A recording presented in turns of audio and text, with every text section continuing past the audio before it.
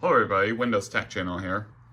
So, first of all, yes, I did get the HP 6630, but as I announced in the community tab, I'm going to be delaying that until I get a IDE to SD solution, because I actually do want to experiment with that a little bit, because I've seen Billy Core do it a bunch of times, and I thought, maybe that actually is a good idea.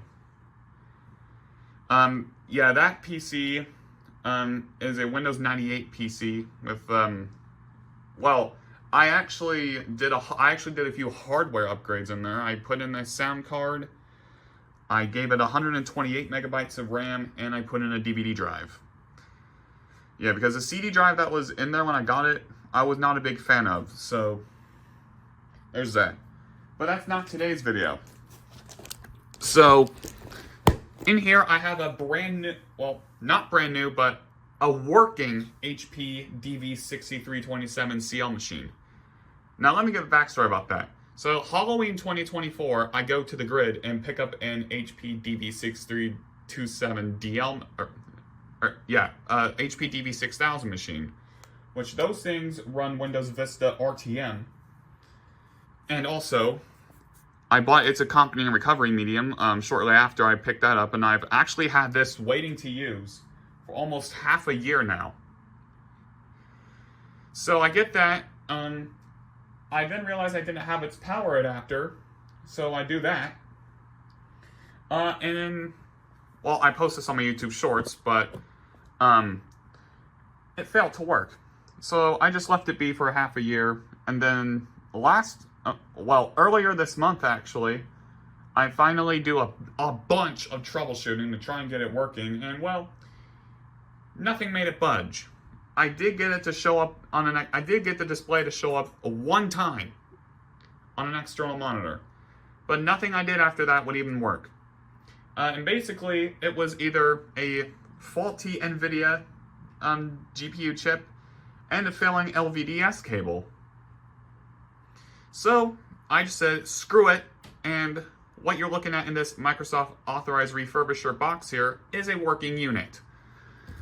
Now, interestingly enough, as you can see here, another HP laptop is in here, or it was in here, was an HP 840G7. So, I'm just going to go ahead and get this open, and I'll meet you guys back once I do. Alright. So, the laptop is contained in one of these shipping containers that, from the place I worked at last year, I've come to see that, Lenovo uses these for, like, their, repairing, solutions. Okay, looks like the remote here is out of place. Hopefully that's the only bug with this PC. So I can't figure out how to put the remote back in. Did the port get damaged in shipping? I hope not. Okay. Okay. Well. Oh, we actually have a standard battery in here. Alright, here's the laptop. I'm trying to get it at a good angle since I'm not in the usual recording space. So I'll take you through the ports real quick, because I did a YouTube short about this, but figured I'd do it again since this is, I think, a working unit, I'm hoping. The eBay listing I saw for this had the machine like turned on to the BIOS. Here's the memory card slot here. You have FireWire, you have 2 USB, which I assume that's the 2.0 thing here. What appears to be a phone jack, but as far as I'm aware, or whatever that is, we have Ethernet and phone here. Expansions port 3, VGA, S-Video, Kingston lock. Other side you have the charger, another USB drive, an optical drive which has LightScribe, and this is the remote for this PC, which I think is one of the best features about this PC by far. And this is a full-on media PC too, so it's basically to be expected. And this thing has, all right, so this is basic. Oh yeah, it's got 1 gig of RAM and a 120 gigabyte hard drive. Or will it? I'm gonna put in a 256 gig SSD in here pretty shortly. And there's the OEM thing. It's Windows Vista Home Premium.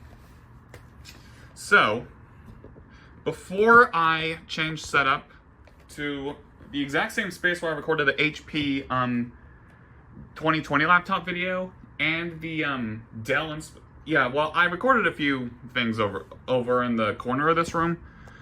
We're gonna go ahead and change out the hard drive and upgrade the RAM, which, all right, well, I am gonna plug up the hard drive, if there even is any, to my main PC and seeing like what's on it and what the last modified date was on it, because I do have a thing that converts USB to SATA. Hopefully oh, maybe not. Okay. And there's the original hard drive. Right, so I'm just gonna go ahead and remove that. And what do we have here? It's a Fujitsu drive. This is what it is right here. I think it's the original. Let's see. It's... Okay, so this is not the original drive. This is a 160 gigabyte drive. RPM? I'm not able to find that. But I do have the manufacturing data, May 2007, so that's basically around the time this would have been manufactured, so... Okay. I just put my screws up here. We're gonna do a hard drive swap real quick. I'm not even gonna bother going through this, so I assume it has, well, no, the eBay listing said it was wiped, but you never know. They could have just said that to make a quick buck, which that I can't confirm, but you know how computer reselling is. People just refuse to wipe their data, and it's really annoying.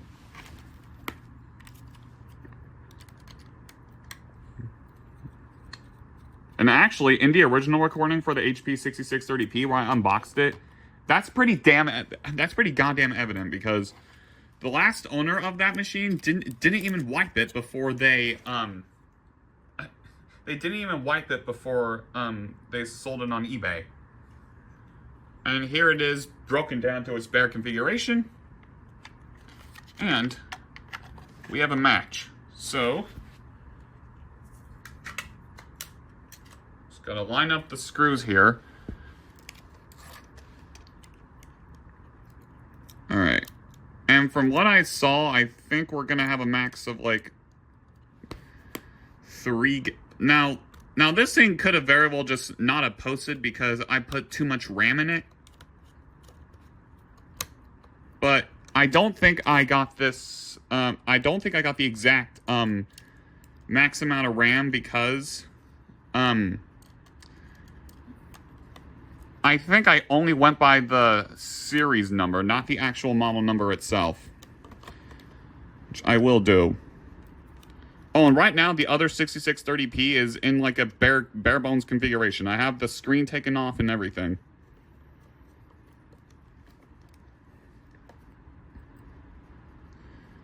Which is probably for the best. Alright. Got that configured now. Let's just go ahead and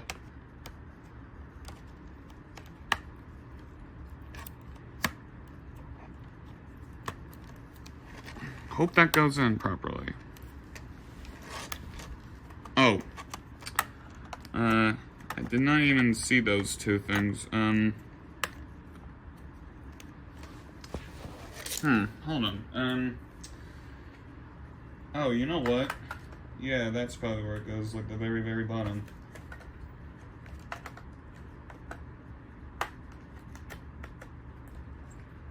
Alright, looks like it is in. Hooray. Now let's go ahead and just screw that back in. And let's have a look at the RAM situation. If I can get this screwed in. And also, that's clearly been, also that's void for some reason. Now it says we have 1 gig of RAM in here, and if I can actually use the screwdriver properly and not do righty-tighty on unscrewing that.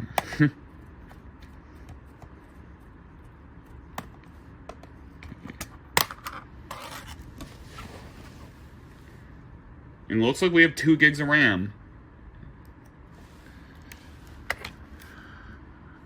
And it looks like we do have the NVIDIA chip in here, which I hope works. Yeah, we have 2 gigs of RAM in here, which, no. I'm gonna do a bit of research real quick and see what the maximum amount of RAM is in here. And honestly, I will come back once I'll come back once I have this set up and ready for restore. All right, welcome back, everybody. So we're just about ready to go. And unfortunately, I'm determined that this PC is maxed out in terms of the RAM. It can only support 2 gigabytes of DDR2 RAM. And also something that I did not get in the last build of the last time I basically the other time I owned this PC is that there's stickers all over this thing, which I will be keeping on.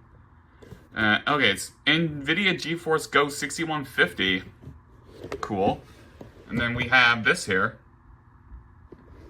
And also it also has an AMD Turion 64 CPU. Alright. So moment of truth, let's power this on.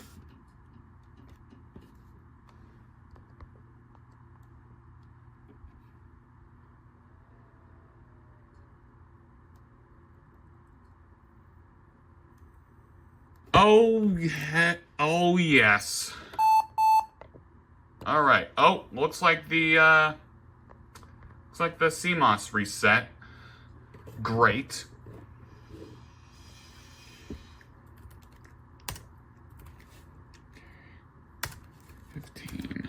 And today is the 30th. 30. Okay. And looks like the screen is taking a while to warm up. Factory OS Vista, that is. Alright. VRAM size is... Oh, that's new. Let's go ahead and change that real quick. And enabled. HP recommends that this feature remains disabled. Okay, well. Okay, and boot order is in here. Alright. And diagnostics. Oh. So this thing didn't even have anything to...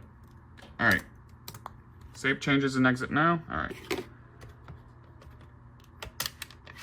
I'm also going to go ahead and get the restore disk in the laptop here.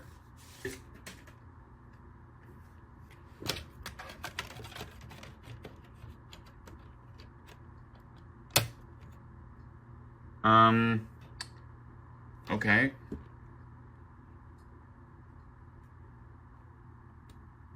Maybe it just needs to be power cycled.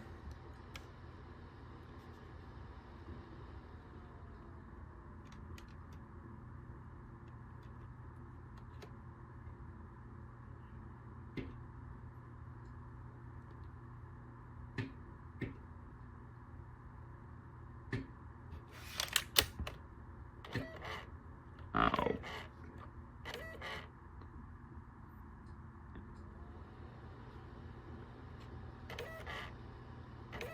Oh, God. Oh, God. Get that out of there. I do have another... The good news is that I do have a spare DVD drive for this thing, so...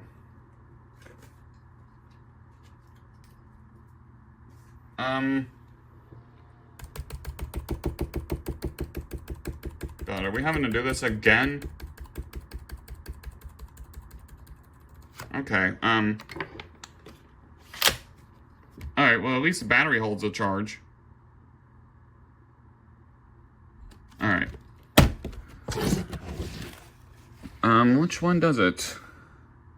Oh, this one here. Alright. Let me go get the other optical drive. Okay,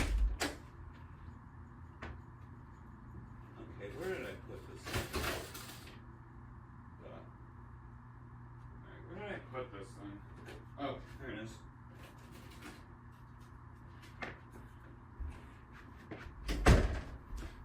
Okay. Well, I do have another optical drive that we're gonna try and use here. This is why having two of these machines are absolutely great.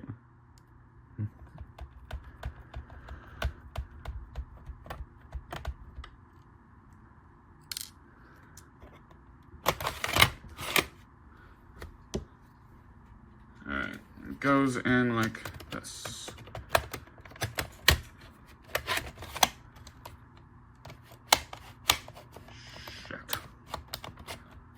Okay.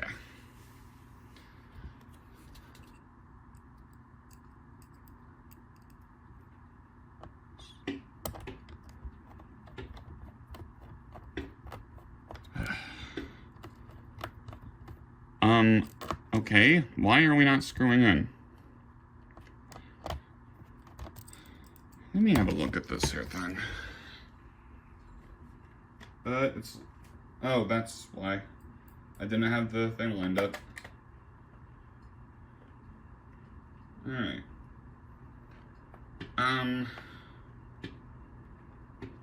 That's excellent. Also, I don't think this thing needs a working CMOS to function. It is just going to reset the BIOS state every time though, so I'm just gonna go ahead and disconnect it. I'm just gonna go ahead and leave the CMOS disconnected for now, and I'm just gonna hope we're able to make it through the recovery without needing an external monitor. But if I have to use one, then hey, it's not that big a deal. I'm just glad I got this. I'm just glad I got the display to at least show something. Okay. Alright, let's do another round here. Alright, let's try again. Alright, let's hope this, alright.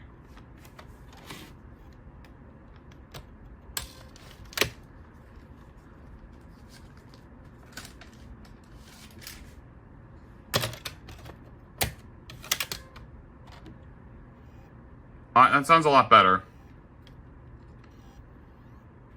But I think we're still getting the exact same thing happening.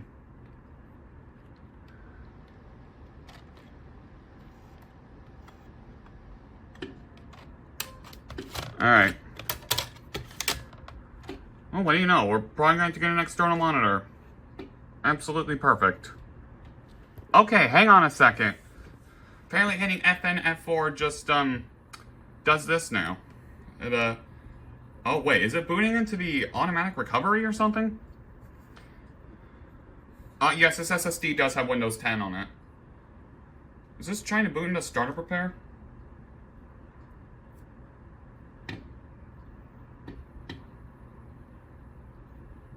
Alright, well, either way, let's go ahead and, oh, there it is. Looks like Windows didn't load correctly, yeah. No, duh. Okay, restart my PC. I'm going to have to set the BIOS stuff again. But, oh well. You know what?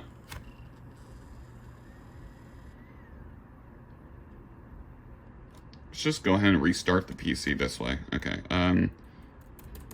F10. Okay, there we go. Now it works. Alright, looks like the CMOS information has been kept. Excellent. Even though I just removed its battery. Alright. I am gonna get a new CMOS battery. What's it for the boot menu? Escape. Okay. CD DVD ROM drive. And, the recovery is contained on one disk. Alright. There we go. Windows is loading files. That is excellent.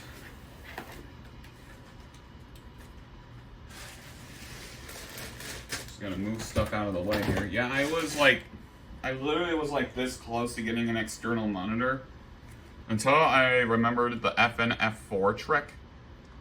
Which, by the way, that's mostly used to... that's used to, like, change the display output. Like, I don't know what was happening, but, like, it... Okay. I don't know what was happening, but... Hey. We're back on track now. And if this works like it should, then this recovery disk I bought for the other DV6... For the other laptop of the same kind I had.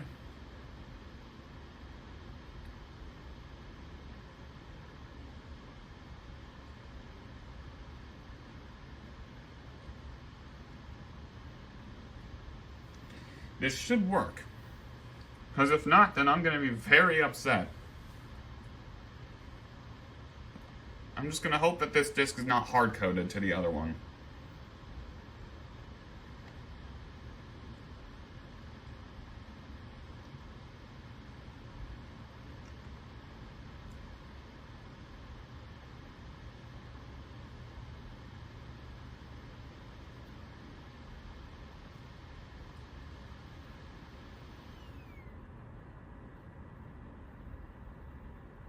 Oh, determining user partition's drive letter.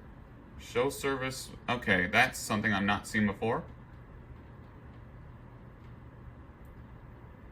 Oh, and I tried multiple things to get this working in a VM just so I could get it, just so I could see the install. But, it's HP. They locked their BIOS.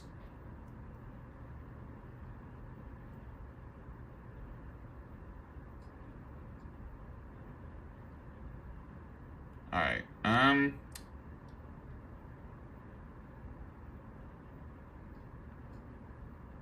got a DOS prompt and it's just stuck. I hope this doesn't turn into another, I hope this doesn't turn into another repair saga on my end.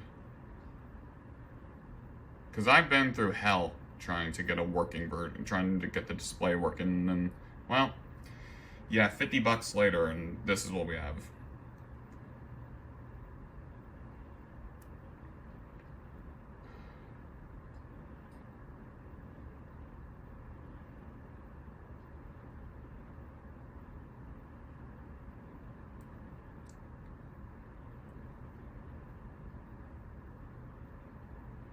Alright, well, I'm just gonna go... Alright, I'm gonna let this sit for a few, and then if nothing happens, then... Well, I can just delete the partitions off the drive using like a Windows Vista installer disk or something. So let's just have this sit here, and then hopefully something happens in like, what, 5 or 10 minutes? Alright, so I am now letting it boot off the DVD again. So I went ahead and just wiped the partitions and the... Oh, well, okay. So it clearly didn't like the fact that there was a Windows 10 partition on the drive, so it just basically... So basically just soft locked there, I guess. Alright, welcome to Recovery Manager. Let's go ahead and get this going. You want to continue? Yes. All right. And there we are. We're off to the races.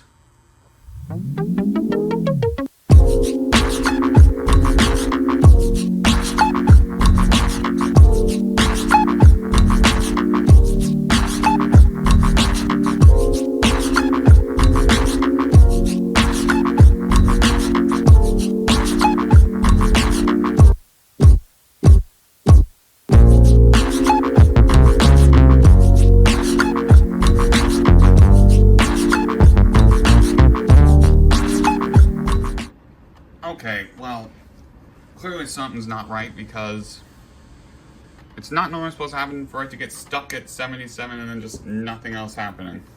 Which will lead me to creating a USB drive. So, I'm just going to go ahead and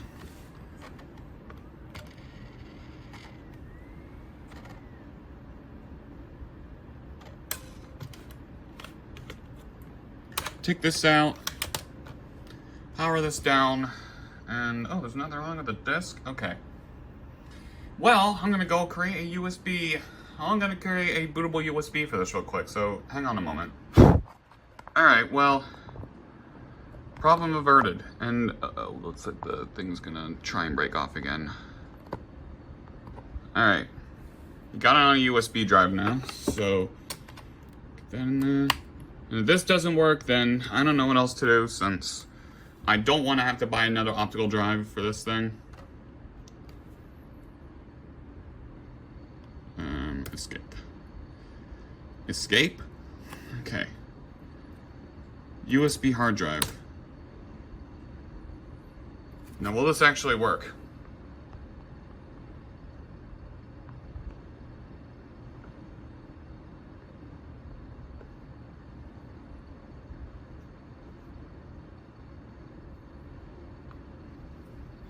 Oh, by the way, I'm actually gonna disassemble and retire the Packard Bell. My last ever video with the Packard Bell will be, whenever I get around to actually editing it and uploading it, will be the Windows 2000 upgrade saga.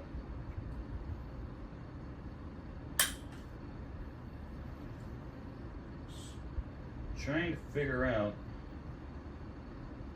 how to unscrew some of this stuff. I'm trying to get the Pentium 2 out of there. And yeah, it's very dusty, so... Oh man, come on! As far as I'm aware,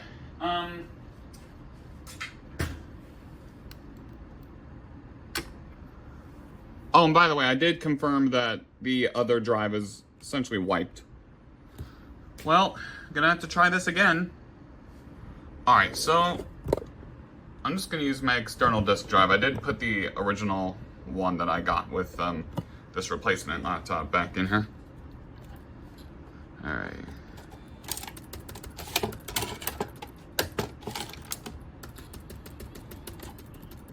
Okay.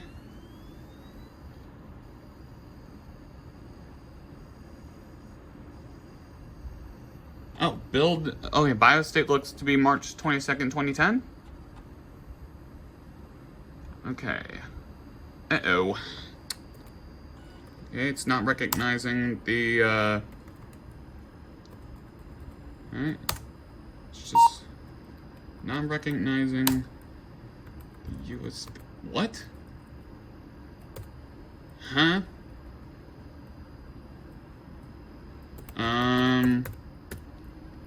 Okay. Why are we just not able to... Okay.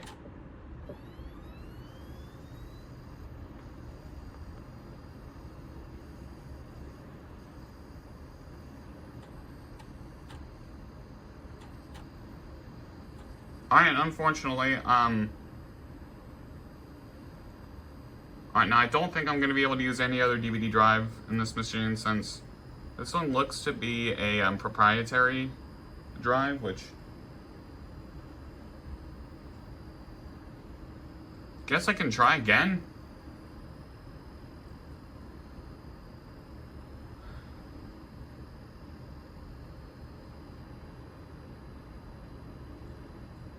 Alright, you know what?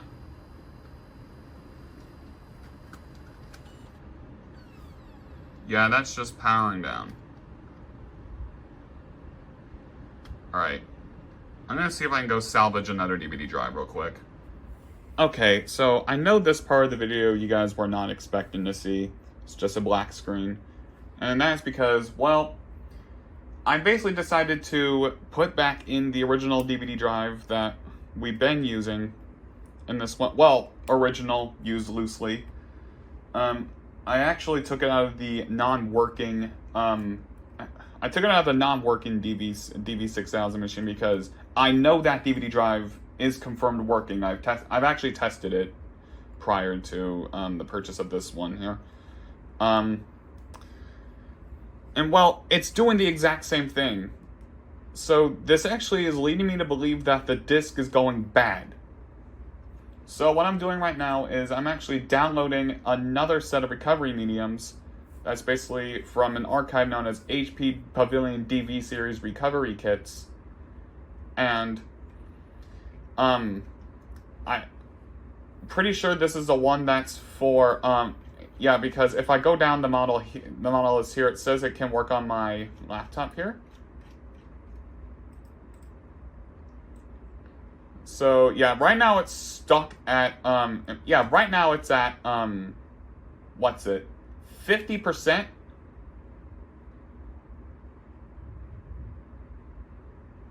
So that's, I don't know, like,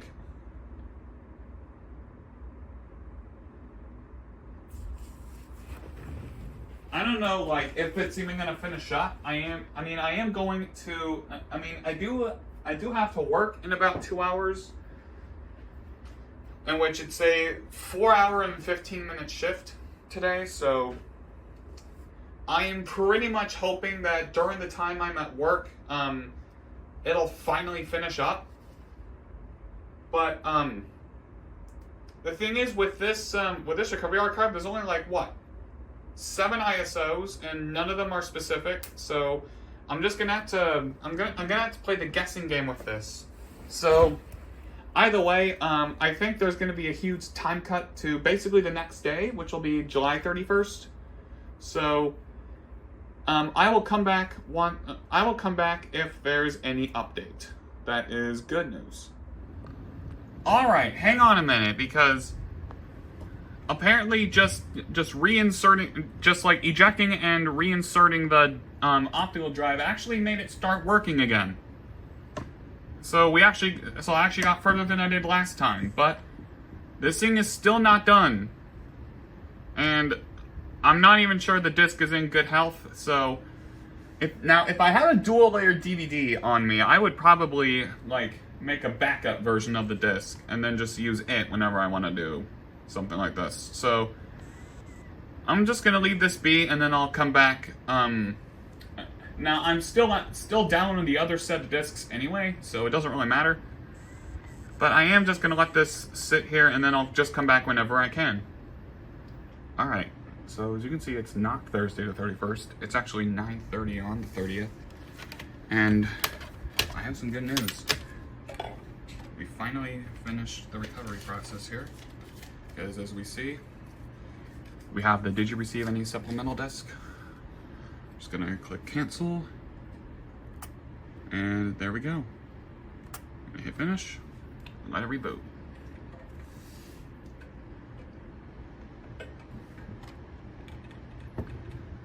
Alright.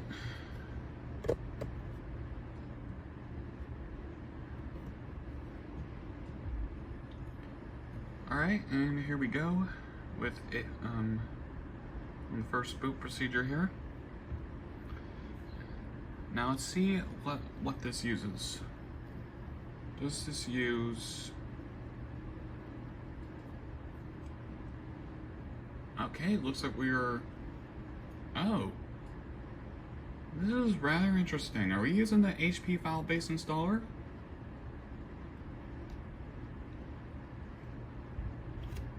I I have not seen like an RTM recovery of Windows Vista yet, so this is rather interesting to me.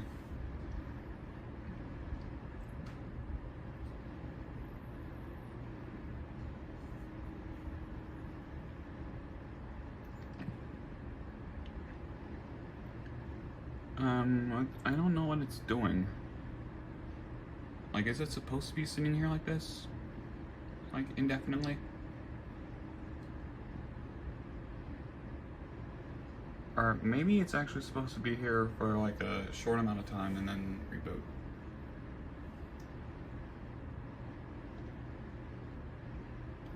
Oh, and also, oh, well, alright, it's rebooting now, I guess.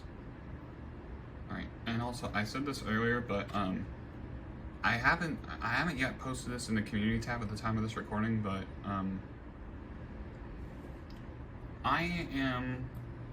I actually made a very tough decision while troubleshooting this, while troubleshooting the recovery medium here. And that is, I'm going to be disowning several PCs that I had, but, are like, oh, well, what do you know? It is using the HP file-based installer. As you can see here, it's using the 2003 revision.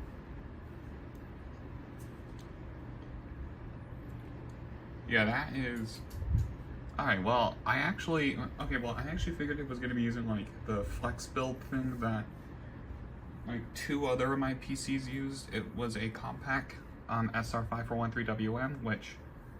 that one I actually do not plan to disown. I just need to put it back together, and I actually do want to try using IDE on that PC, because the motherboard for that one is basically just an IDE motherboard, but modified for SATA use.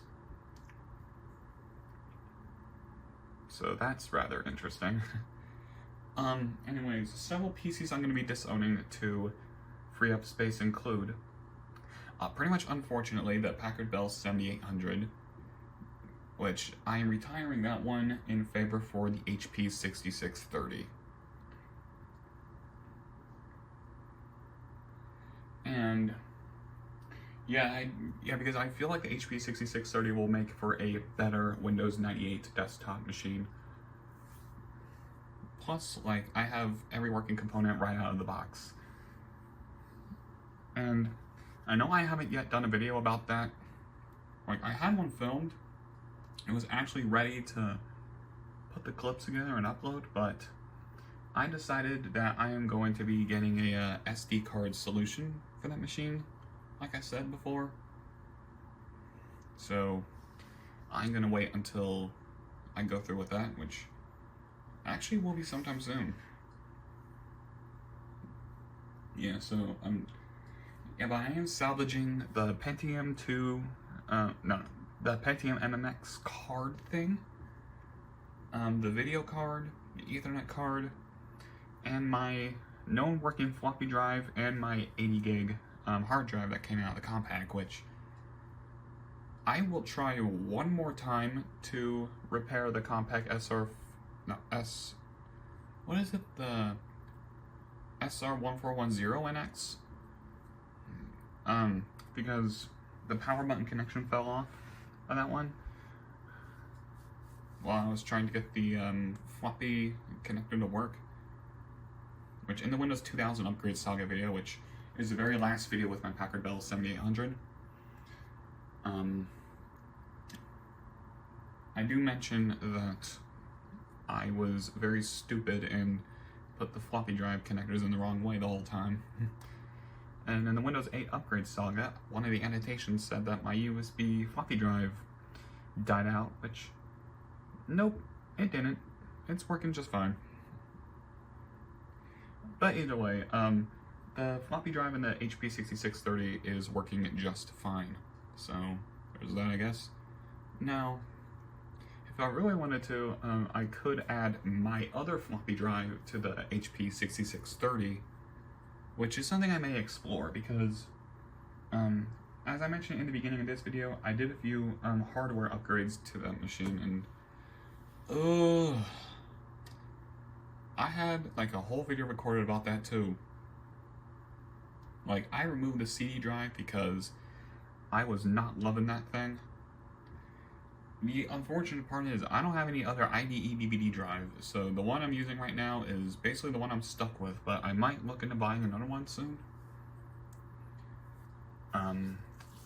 I determined that I'm not able to add a second optical drive in there because there's only one bay for the optical drive, and then there's a bay for like a zip drive or another floppy drive. Alright, and the bottom progress bar is finally making progress there. And of course, there's one more bay on the right of that. I don't know what it does. And the RAM, I determined the maximum amount of RAM on the 6630 is 256 megabytes. And right now, I am at 128 megabytes of SD RAM. Now, I mentioned this in the HP, I mentioned this in the 2020 HP video, since I, for the life of me, cannot remember the model number on that one. And that I did get DDR RAM with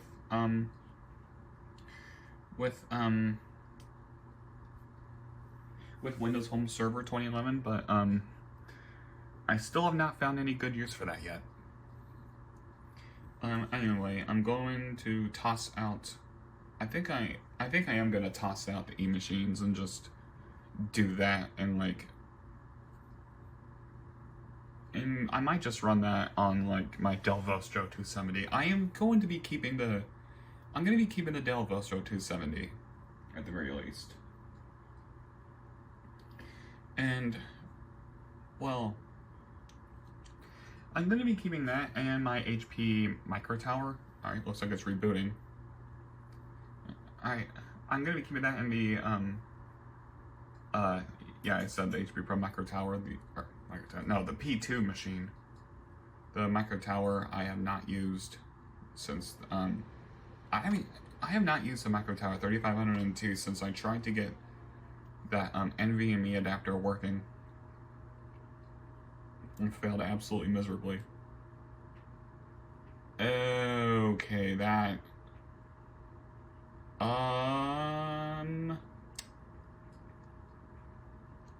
recent hardware change or software change might be the okay, you know, let me just hit enter. Oh, so like we're not able to continue.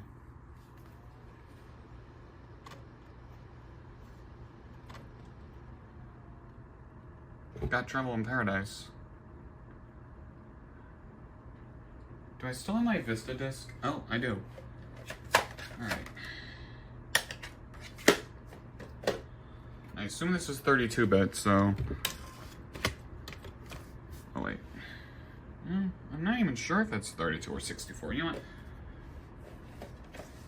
We're gonna attempt to repair this computer here. You know what? Hang on. Right. You know what? Hold on. I got a better idea. When it comes up with that screen again, I really don't want to have to buy another set of recovery mediums off Computer Surgeons. All right. Do we have an F8 option? 8.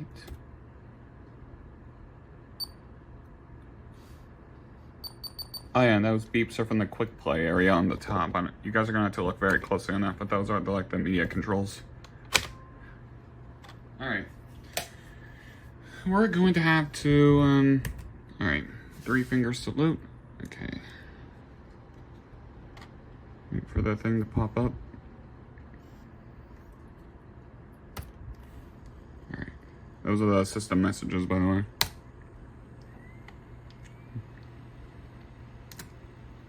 And even though this is like an entertainment-based machine, like multimedia-based machine, this does identify itself as a notebook PC for some odd reason. We're gonna attempt to repair the computer real quick. Because winload.exe, I'm guessing must have been a part of the recovery disk. I mean, I guess I can try to... well, I was just out of the house for about 4.5 hours. So I'm guessing that the other HP discs finally finished downloading too.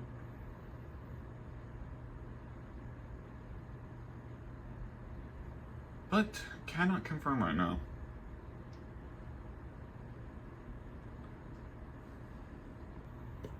Alright, and side note, even though this has Home Premium pre-installed, we are using the Ultimate disc here, because it'll work just the same, I'm guessing. Alright, next, and repair your computer. Alright, and we're gonna click next, and we're going to do startup repair.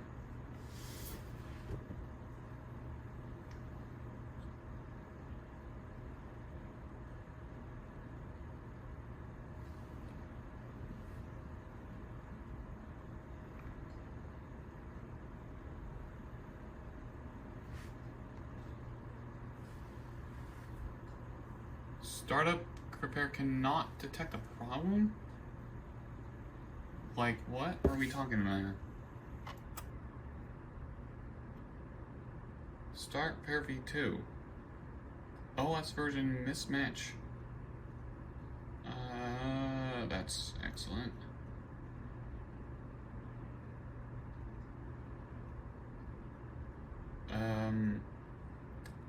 That's excellent.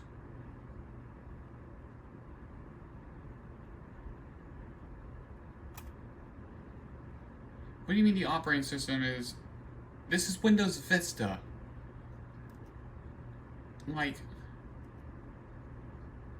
I don't understand, like, what we're talking about here. We do have the memory diagnostic tool. Okay, well, we do have the memory diagnostic tool. We can just, do that.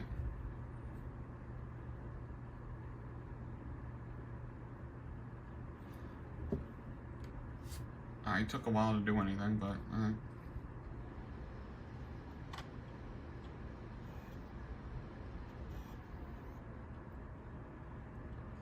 I think I might need to fix that in Hirons. Alright. I'm gonna let this time out here. Okay.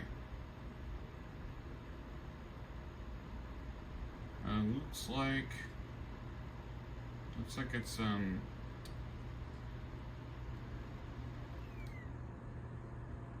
looks like it is doing its thing here, so I'm gonna see if I can fix that with Hirons real quick.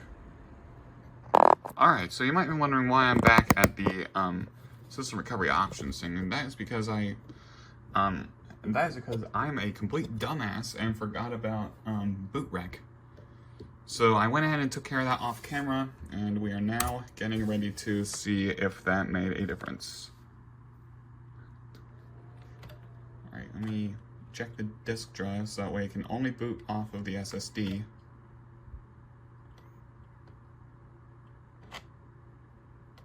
You want to eject? Okay, that's... Well, I don't have a Hirons boot disk to use here. And I really do not want to,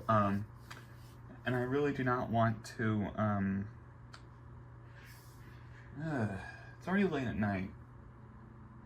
I mean, I could use Hirons in this case, but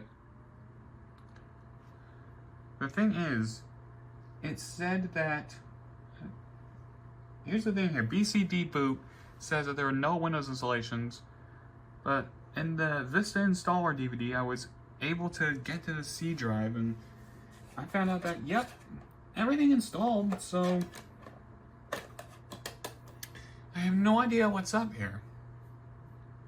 I mean, I guess we can just reboot the Windows memory diagnostic here. So, I mean, I guess, I'll let this go overnight, I guess. Alright, welcome back, everybody. So, it's now Thursday, July 31st. And as you can see here, The optical drive is very slowly loading the Hiren's files because we're booting into a Windows 10 version of Hiren's boot CD because you know, I was doing some troubleshooting and this led me to believe this led me to see that this would actually be a great way to fix Windows as well. What we're going to do is I'm going to try both boot ice and easy BCD to hopefully fix the issue we were having.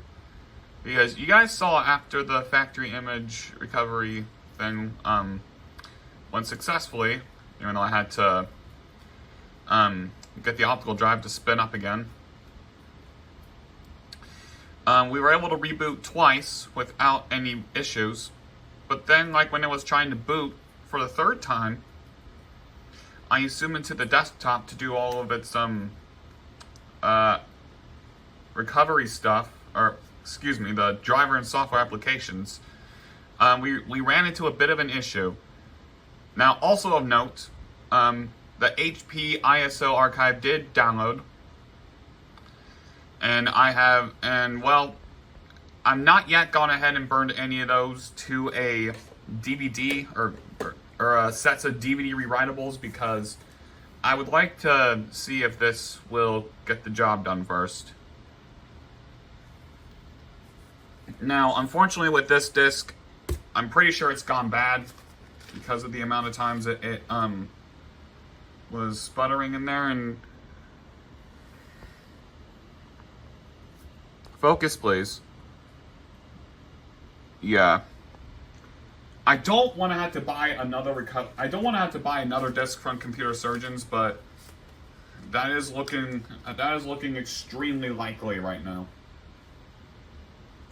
But either way, I'm gonna let this finish booting up, and then I'll come back once I have a solution, since I actually got to read the guide on how to do it.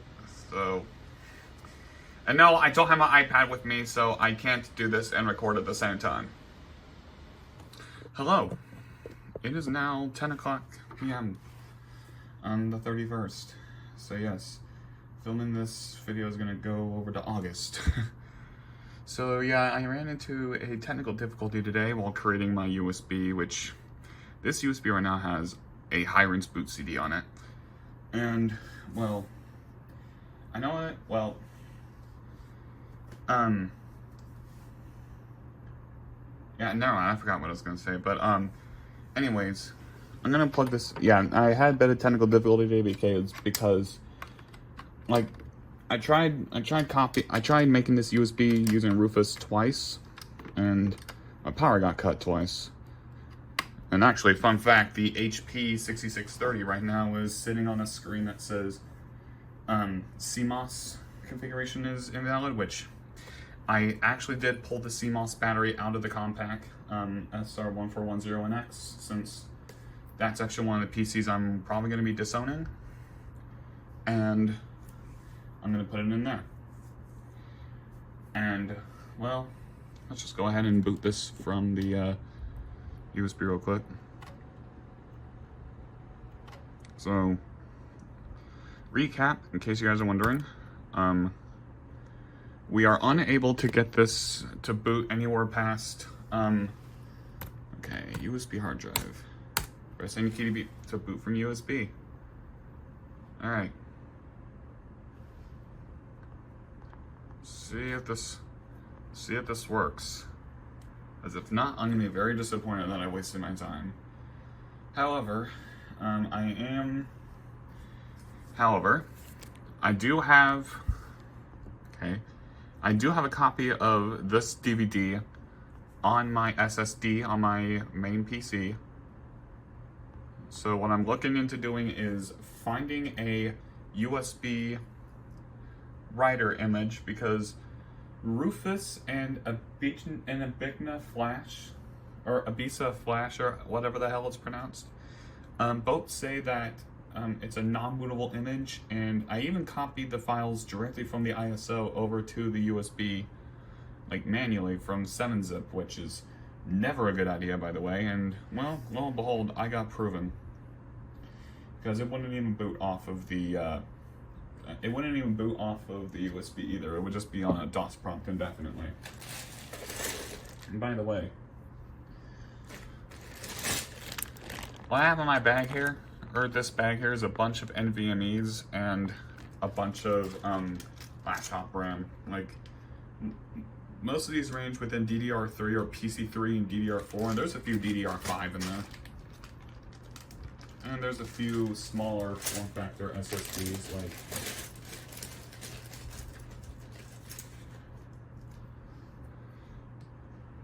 like this here is a 512 gig one that I'm gonna probably put in the ThinkPad.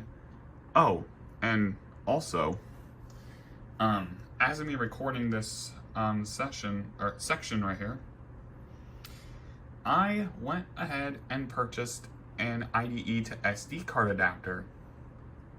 So, I mean, I hope I can get this done before that comes. But yeah, that is going to be a little bit of an interesting video. I'm also going to see if I can. I am going to upgrade the RAM as well a little bit. I am going to hopefully get 256 megabytes of SD RAM, because again, that's what I saw the max RAM be after a little bit of research. And I actually have thought about buying a SD card to SATA connector thing for this computer, but let's be real, I don't want to do that because, well, the last time I bought a NVMe to SATA thing, it just flat out refused to get detected in not only the BIOS, but and you would actually try and boot it up, so that flat out didn't work.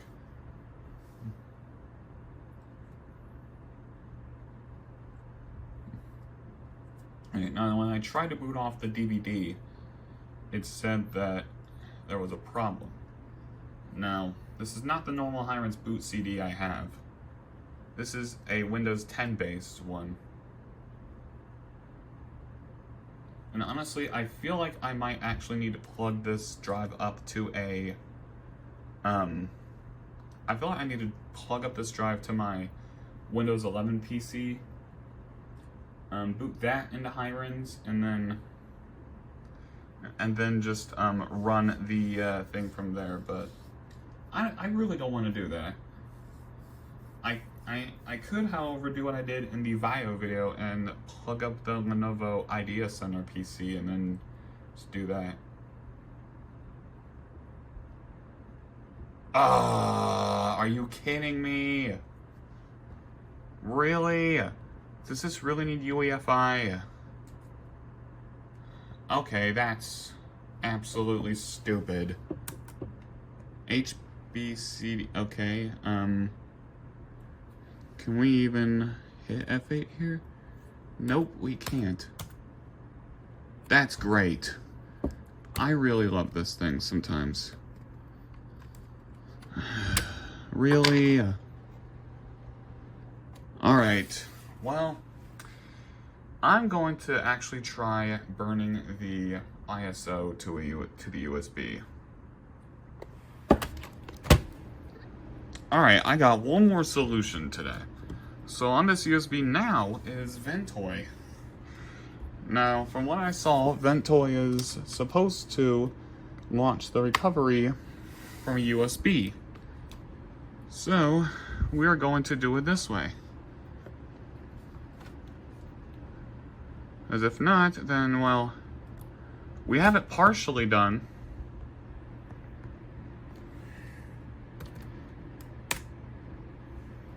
Alright, looks like it's doing its job. Alright, booting normal mode. Alright. Let's see what it does.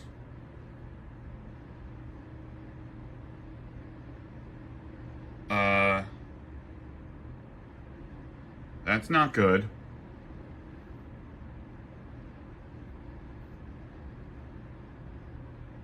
Okay.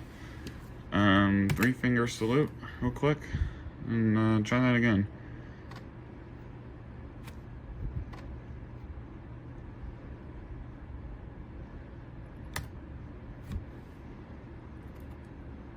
Alright, I really don't want to have to buy another recovery disk online. 1.1 ISO. I think it's boot in WinBoot mode. Okay, this should work. Keyword should. I think this is the only other option.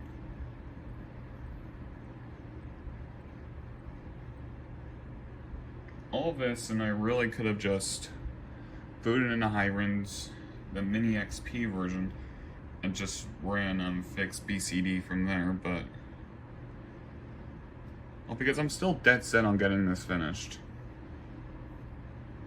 This has been one hell of a journey trying to get this PC to do anything. Well, at least it's unlike the Toshiba A215, which yes, I'm also disowning, because that PC has been seriously problematic to work with.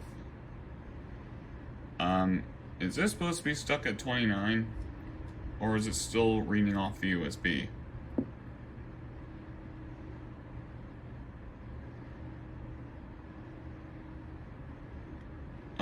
Oh no. Alright, maybe I can try another USB port. Maybe this one's just acting up for some reason. Alright. Let me swap USB ports. Let me try a front one. Alright. Why do I not see that thing?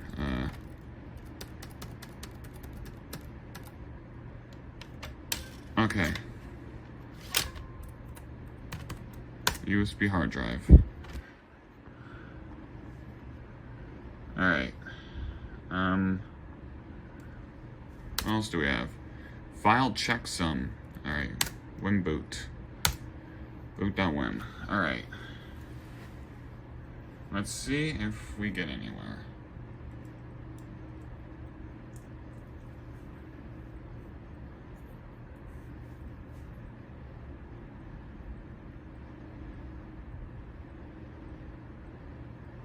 Oh.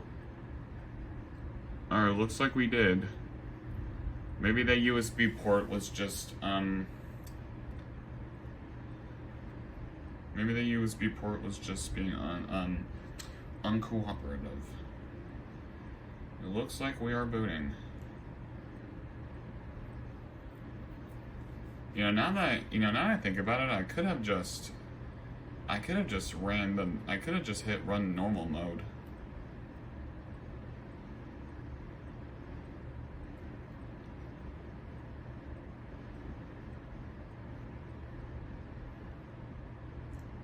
Okay. Okay. Ventoy Wim. Yep, we gotta restart. Yay.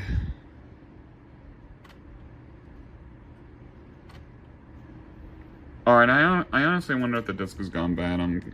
I think sometime over the weekend I am going to try to use the alright, boot in normal mode. Can we boot now? Or, like, what?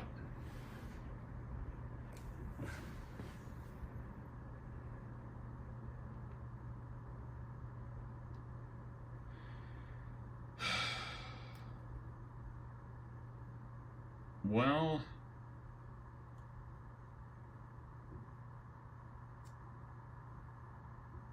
there really is not much I can do at this point. Except to just let this sit here and hopefully boot up. If nothing else works, then I'll see if fixed BCD on Hiren's will work. The one I'm so familiar to. For right now, I'm just gonna leave this be. Alright everybody, well, I left it overnight and we're still on this screen here. So, I went ahead and put Hiren's on this here thing, the one with Mini XP, and I'm getting ready to boot it up. And the disk actually the disc actually had my backup of the Packard Bell Master Recovery CD, which honestly, well, I did buy that off of eBay as well. Like around the same time I bought the Packard Bell itself. Alright. So let's see if I can just get the menu to show up so I can time out the thing here.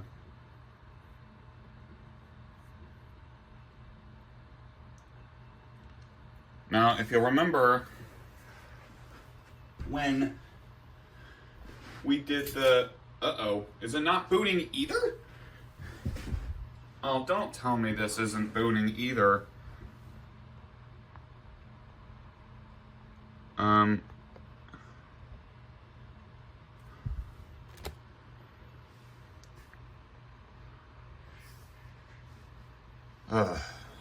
no.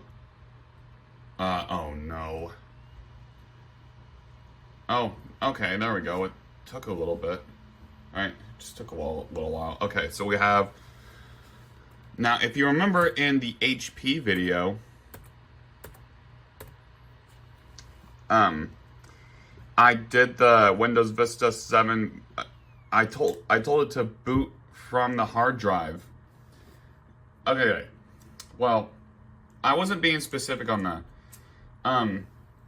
The video where I got the HP Slimline and went through hell trying to get that to work, it is because it wasn't finding the boot MGR, so I just hit boot Windows Vista 7 from hard drive.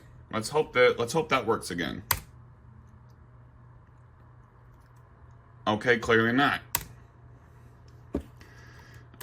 Alright, clearly that won't fix the problem, unlike... I thought that was going to fix the problem again. It did on the Slimline. By the way, I had to put the monitor at a weird angle because of a really major glare outside.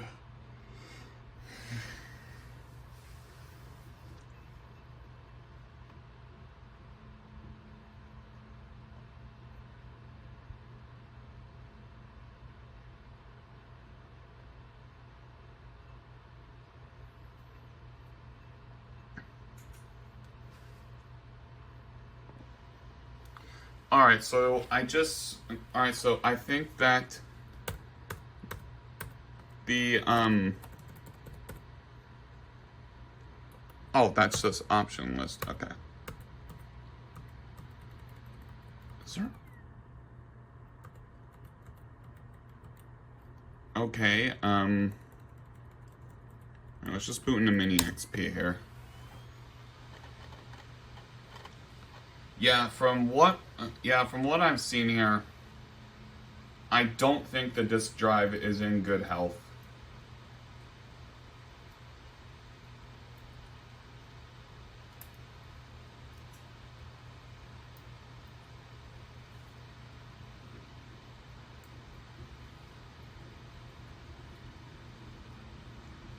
I think I'm going to try and get a, I think I'm going to try and get a replacement disk drive, as the other one just flat out doesn't work. The one in here works. Oh, what the hell?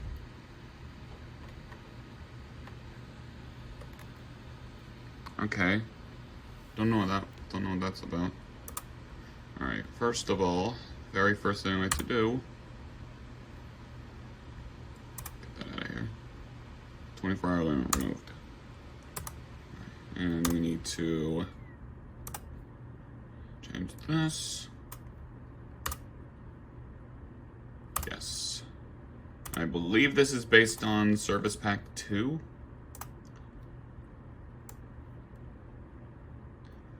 Alright, it does recognize itself as it says 1.87 gigs of RAM, but it's got 2 in there. Okay, so we gotta fix the BCD because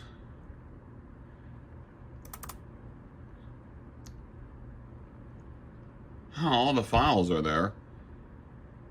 Okay, so do we have WinLoad in here? Do we not even have WinLoad? Well,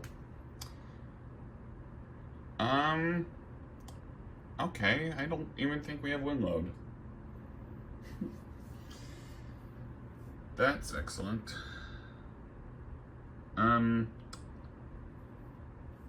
All right, I'm gonna attempt some troubleshooting off camera. So, because yeah, the reason for that is because I assume you guys don't want to see me go through the drama on camera. So, I'll be back once I have a solution. All right, welcome back. I don't know how many times I said that this video, but it turns out I was correct the whole time that, well, actually, no. I didn't know this, but actually going in the System32 folder and comparing that photo of the error that I snapshotted and comparing it to the System32 folder, it was missing WinLoad. So I just went ahead and replaced it, and now we are going to restart and hopefully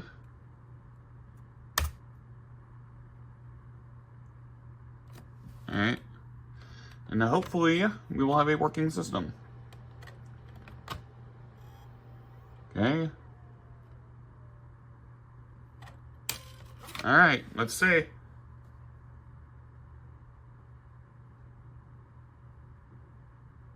Okay, well, system registry file is missing or corrupt. Alright, well, at least it actually sees WinLoad now. Oh, okay. Windows failed to start. Well, at least I know what to do now. I gotta go into boot.wim and then just copy everything over to the C drive. Alright. Well, it looks like we are getting back on track. Alright. Alright, looks like we're getting back on track, which is the good news. Well, I don't know if I'm going to get anywhere with this, but I'm just copying the entirety of boot.wim to the C drive and just hope that works.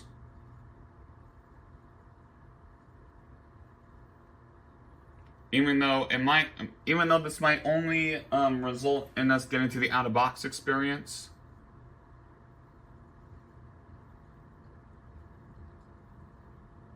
I don't really care. I just want something to work.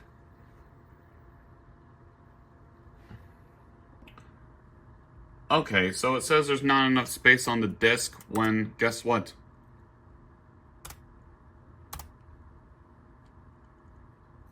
Oh, wait, what? Is this seriously saying we only have... Why? What the hell? And... now I can't even get back to 7-zip. Okay, so what the heck am I supposed to do? Alright. Control Shift Escape the thing. Nope. There's Task Manager. 7-zip. Kill process tree. Okay. Well, at least I got a different error that time, so... Okay, I don't know why I just did that. Okay, I gotta go to System 32, and I'm going to open another my computer just so I can get back to this here. 7-zip, open archive. Yeah, so this is the WIM here. I wonder if it had a problem with one of these WIM files.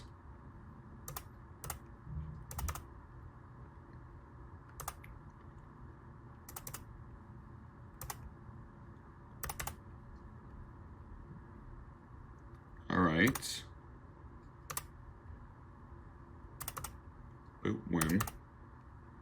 All right. And I'll be back once I have that done. All right, well, I genuinely don't know.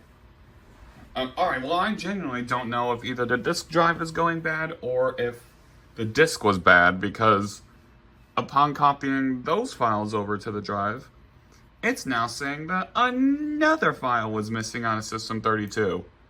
Meaning, I'm not sure what happened, but I think during the recovery process, something must have gotten corrupt, because it's not normally supposed to happen for it to reboot twice just fine through the HP file-based installer and then just, you know, fail to boot. Which means, and I actually should have thought about this earlier,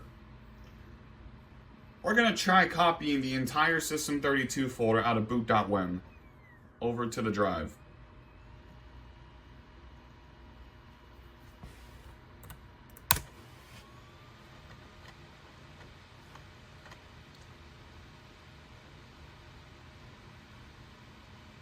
What is this, like the third time I'm booting into Mini XP in this video?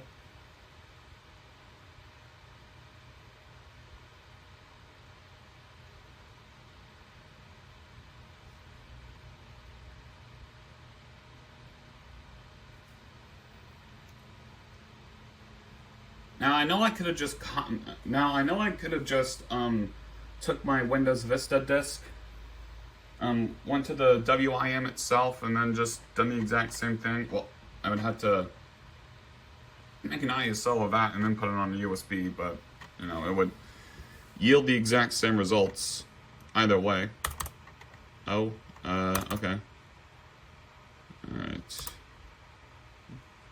Just my... Get out of here. Get out of here. Alright, we need 2 my computers. Alright. Windows. And we're gonna copy the entire System32 folder. Okay.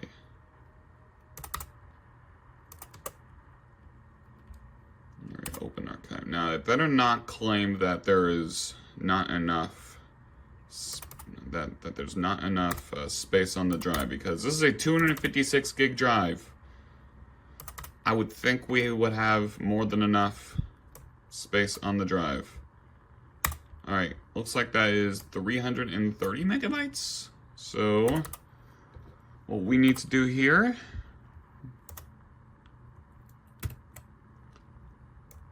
oh yeah, that was a partial copy for some reason. Let's go ahead and drag everything to the drive.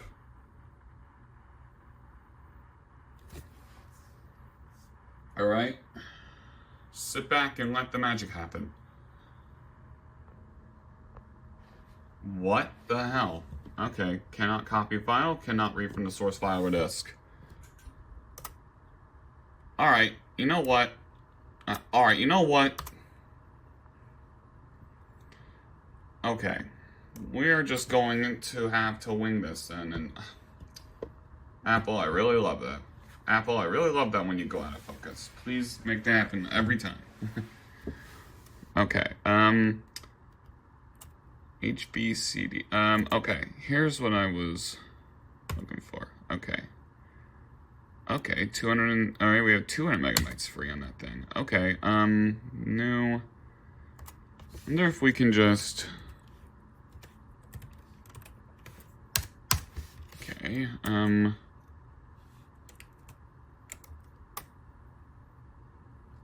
oh, just realized that's not gonna copy.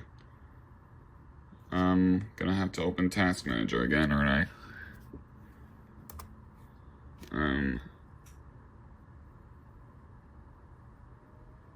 Yeah, that's not gonna do much, is it?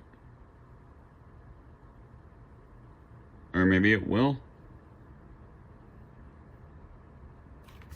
What? Okay.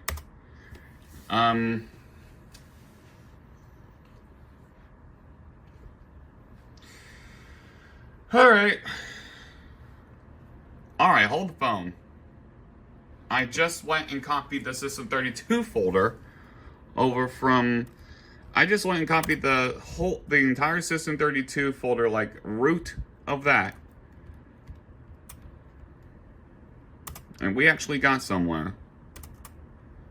See, everything is there now. So now, we gotta copy and paste everything. Copy, System32, and we hit paste.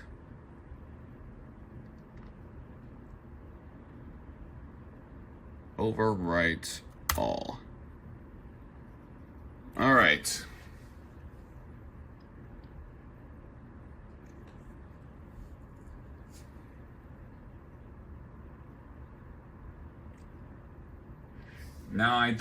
Now I'm not entirely sure if this is stored on like a guest account where it will basically just erase everything after it, okay.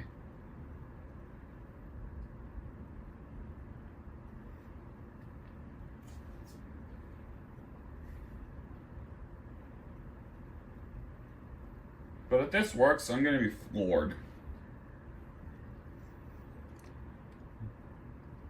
Because I don't even know how it didn't even copy all of System32. And I guess I should have taken the DVD drive just like winding down, or not winding down, but acting erratically during the system recovery as a sign. I guess I'm just gonna have to get a new recovery disk. And a new optical drive too. Because I really am not liking how, alright. Should result in no errors, so I don't want to jinx it. Oh god. Alright. Well, some of it wasn't able to copy. Okay, but we had a bunch of it that was able to copy. So, there's only like a, oh, wait, what? Destination folder, oh. Okay. Yeah, so, there was only a few of them that, alright, there was only a few of them that, alright, there's only a few of them that wasn't able to do the job. But other than that, I think it's time for us to try again. Alright, moment of truth. I really don't want to have to copy everything else to the, I really don't want to have to copy anything else from boot.wim, so let's hope this works. And I'm gonna have to get it to boot off the drive from here.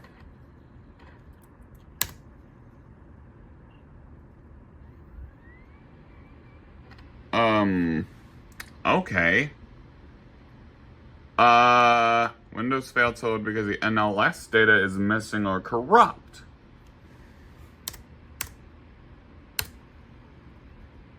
At least we got somewhere.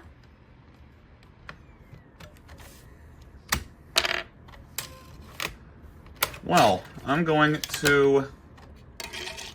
definitely going to take care of this off camera. Well, some troubleshooting later, and we're back here. So, yeah, hoping this will go without a hitch this time. Either that, or either the disk is going bad, or the drive is going bad. I think I just need to get some dual-layer DVDs at this point, because chances are we're not making it through this without me using an external source for recovery. And I do have this recovery disk on my PC as an ISO in case I need to do that. So I'm still hoping we can get this done. All right, moment of truth, I guess. I let it sit all day, and despite the disk drive stuttering a little, finally managed to make it through. Let's go ahead and give it a good old reboot, and just hope it works this time. Maybe this is all it took, just redoing the entire recovery process. I don't want to jinx anything, though. Okay, focus! Sorry, I'm just sick of this happening, like, every goddamn time.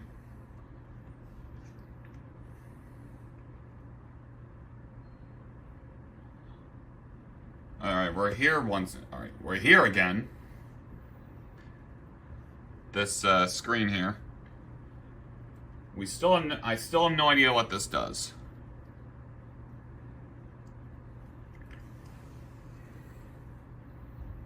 Now, I also very well could try and apply the WIN files from the DVD, but I really don't want to do that.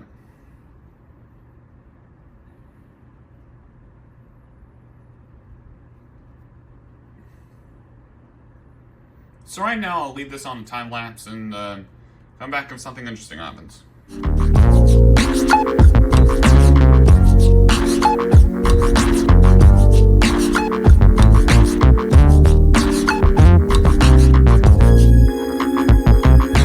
Moment of truth. Also, if this flat out fails again, then I did just get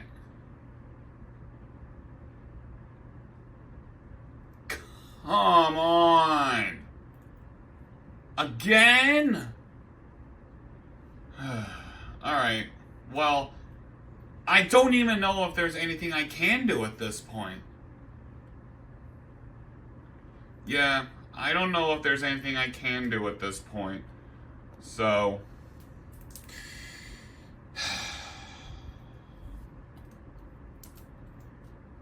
well...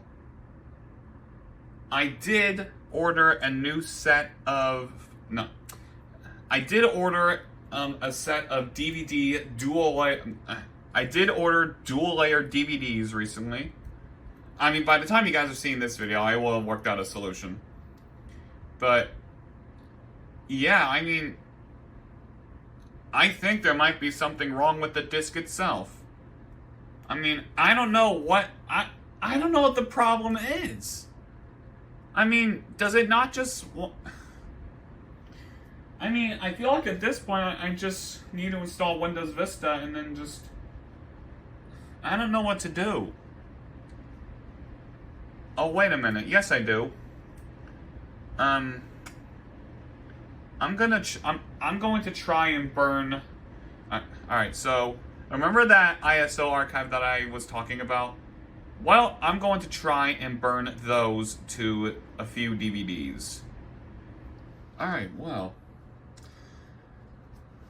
I went ahead and downloaded another set of recovery mediums. And we're going to try this out. Now, I cannot exactly confirm that this is for the dv6000, or the model we're seeing here.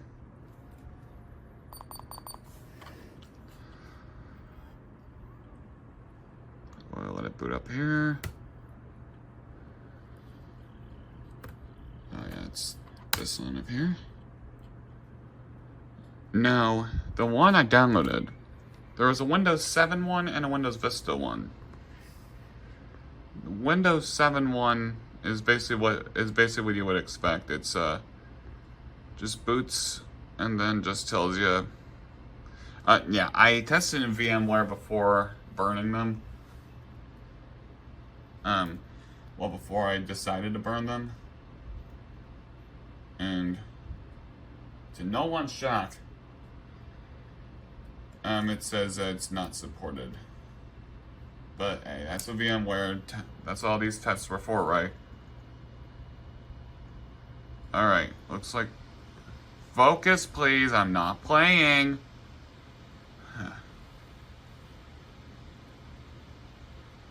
Yeah, but the Windows Vista set was in Russian.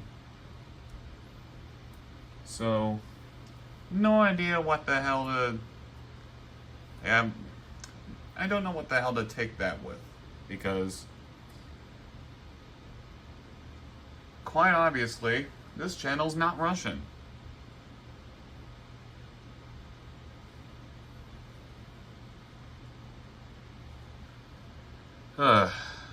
And also, I'm really not liking the... Yeah, I'm really not liking the amount of time I had to wait in between hitting the boot option and it just loading the files from the DVD. Like, I think I might have to get a new optical drive for this thing because I don't have any direct replacements at the moment. Well, technically I have one, but you heard what happened at the beginning of the video. Alright, let's hope this works.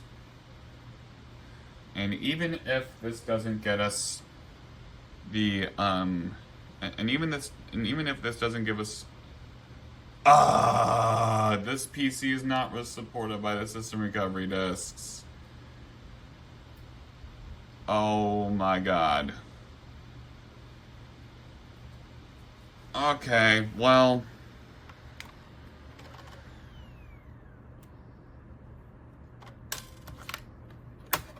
I hate to do this to myself, but I think I'm going to have to splurge and buy those recovery discs. Well, there is one thing there is one thing I want to do first, and that is wait until the dual layer DVDs come in the mail, so that way I can rewrite the ISO's contents over to that DVD and then try again. So, we'll come back whenever I can. Alright, so we kind of reached an impasse for now. So essentially, we're basically at the impasse point of this video because, well, we've done a bunch of things and literally nothing worked. And I also did try to find a specific dv6327cl thing on the archive to no avail because none of them would match up with my model, and I really did not want to buy another laptop off eBay. I think I bought enough for now. Plus the DVD dual layers coming in. I have the SD to IE thing coming in for the HP 6630. Amongst other things, which actually by the time of this recording, it's out for by this part of the recording, it's out for delivery, so that video may be posted before this one.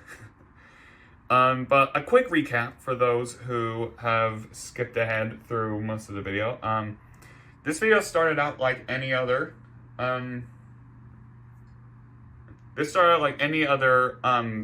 PC I buy online. I unbox it, we do an overview, and then I begin the recovery process, but the disk was going, well, the original disk drive went bad, so I took the working one out of my now donor 6327cl. I'm actually kind of keeping that around for now for parts.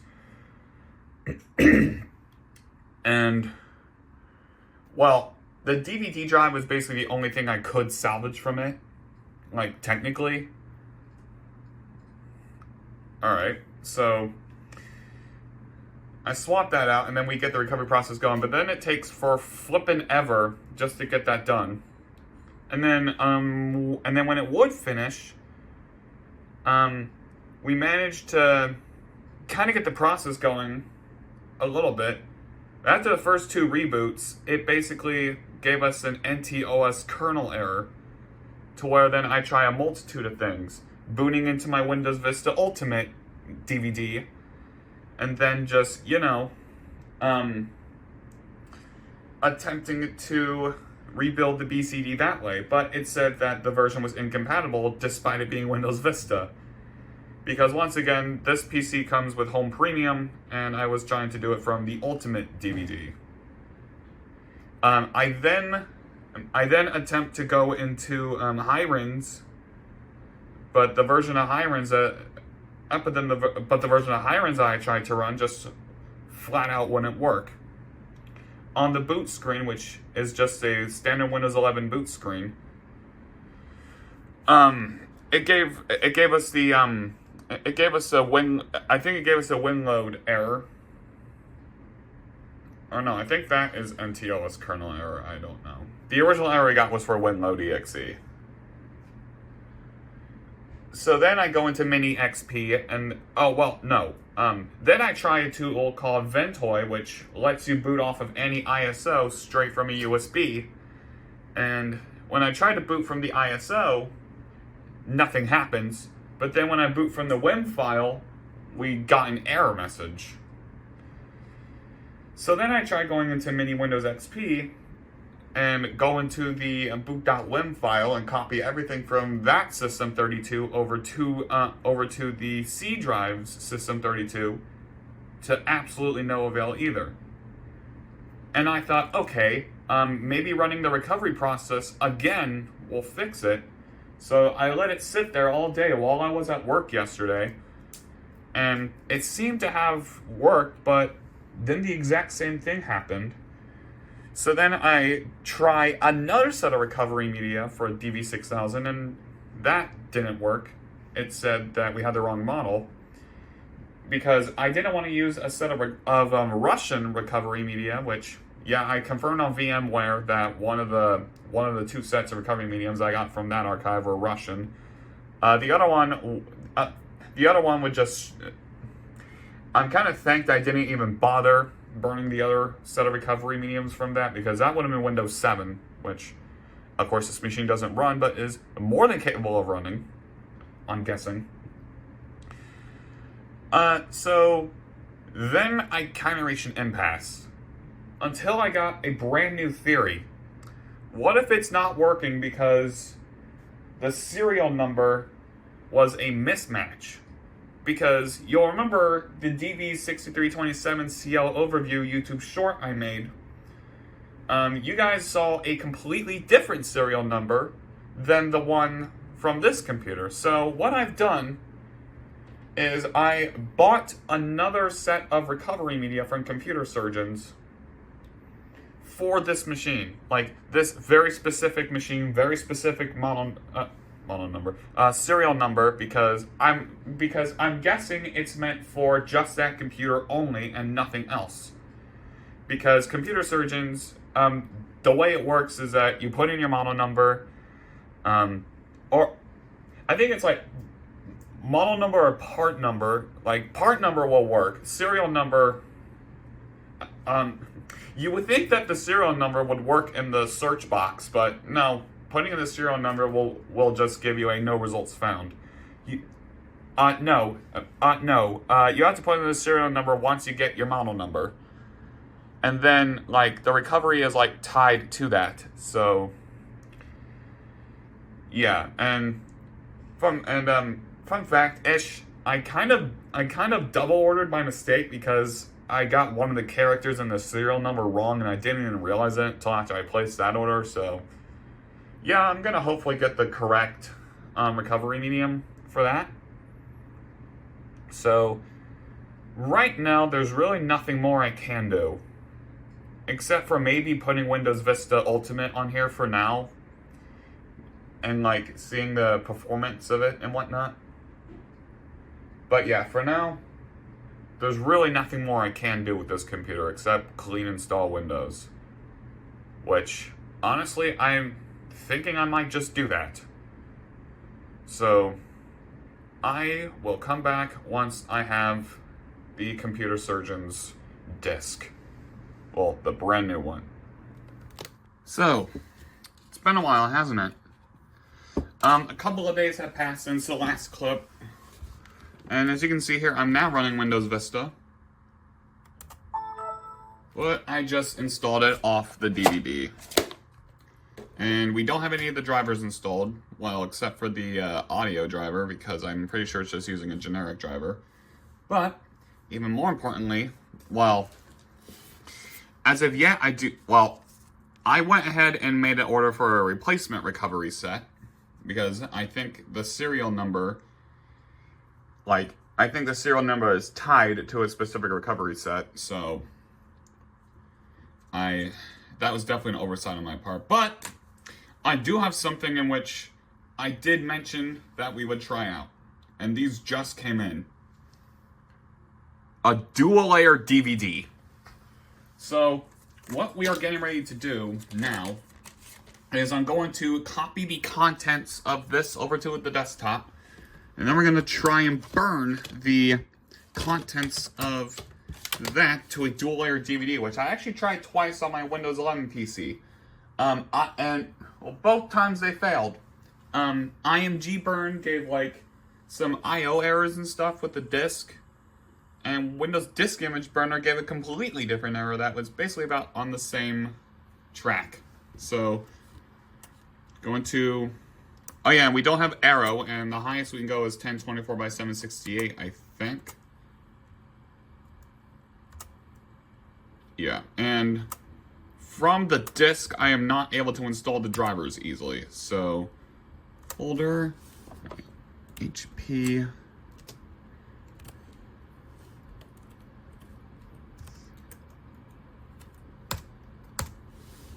Alright, now we just gotta copy paste all of this over to the drive.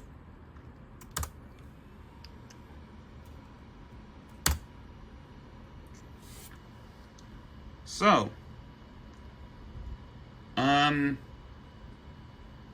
I don't know why it's saying copying one item.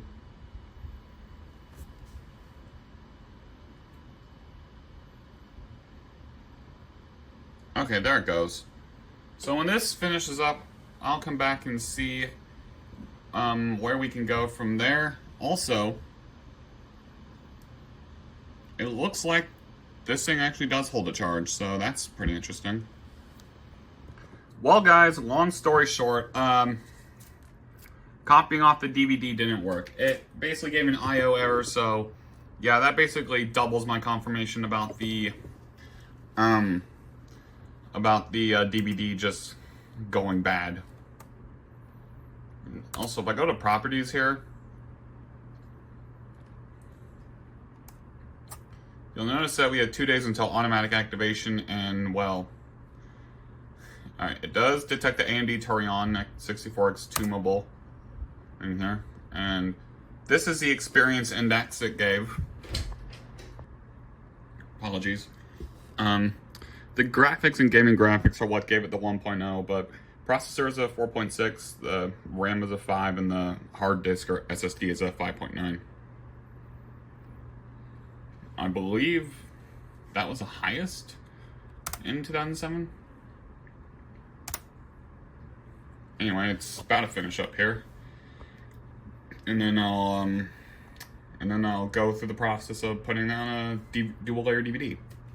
All right, so that's done now. So swap this back to computer. Pull this out, and now we wait for the DVD to spin up. Which really won't take that long. And I got like 50 of these, and I went through about 2 of them already.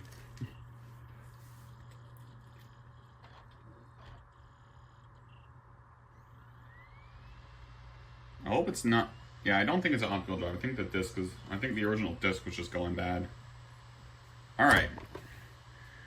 So, burn files to disk using Windows. Okay. Is HP REC.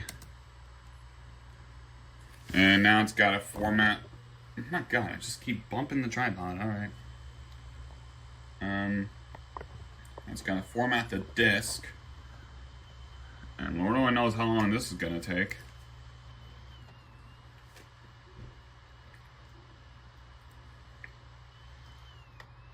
I'm just doing everything I can to get this working before Computer Surgeons decides to wash up the recovery media in my mailbox.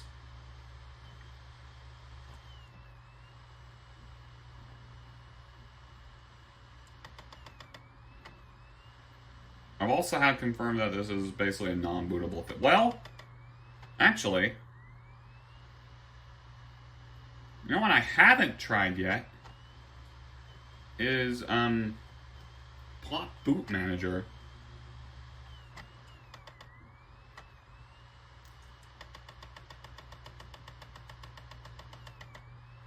Oh, oof, I'm not liking that.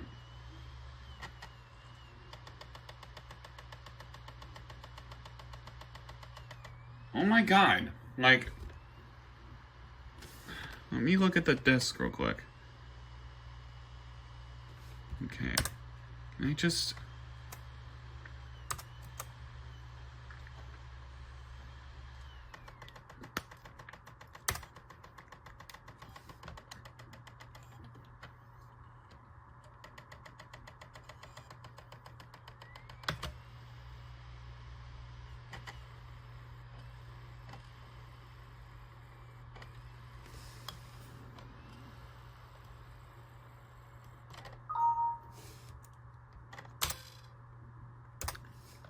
Yeah, because I need to see if the disk is,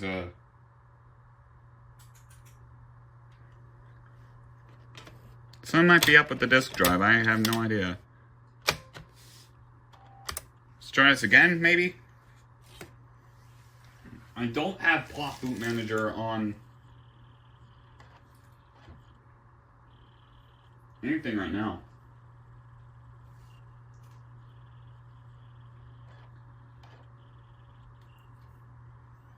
Alright.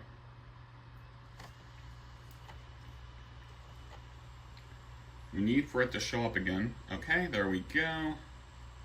Hopefully autoplay doesn't come up again. Okay. There we go. We need to format the disk. Oh, interesting. Ah, that's interesting. Are we not able to do a quick format? Alright, well, let's try it this way. Going to burn.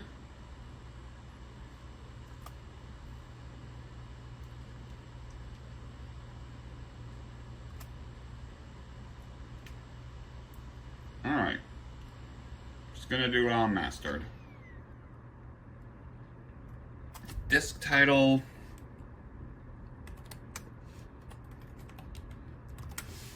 Alright. Files read. Okay. Burn to disk. I actually should have done it this way.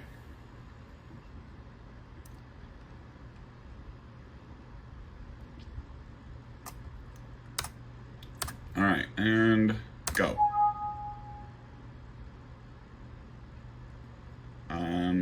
Yes. Alright. So, we're gonna let this go, and I'll be back once this is done. Alright. And we finally have our disk burned and ready to go. So, all that's left to do now is to give it a first test.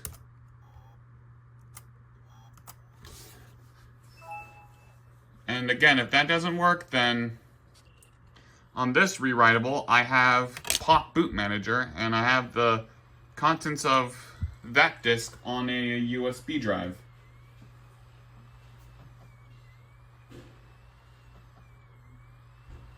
So now we just wait for the computer to restart here. And yes, I put Windows Vista Ultimate on it just to give it a an OS for the time being. That's where I cut it. That's where I cut it previously, prior to buying the blank discs.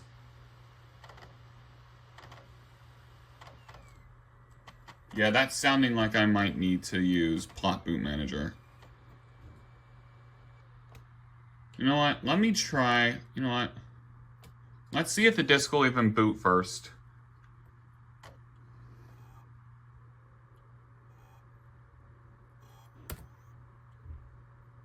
Let's see if it'll even boot first.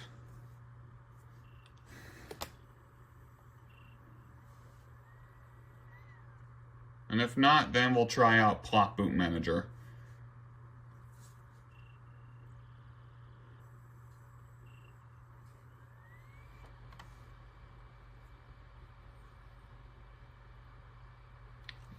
Well, yeah, just as I thought. We're just gonna run into problems.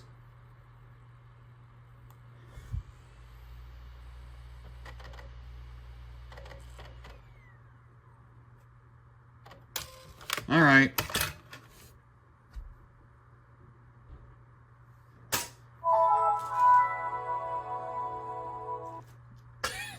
Wow. That's what you get for having Windows Vista on a SSD there.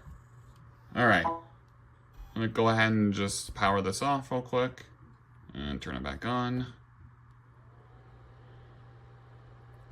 Alright, now we wait.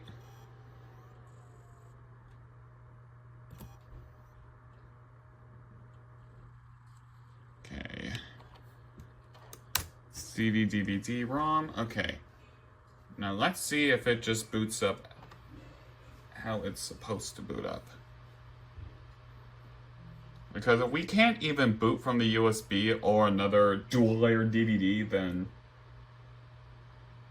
or double layer DVD as it calls it, then we are actually screwed until, I don't even know.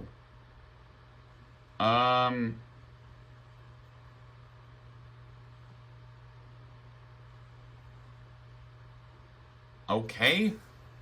Do you want to do anything?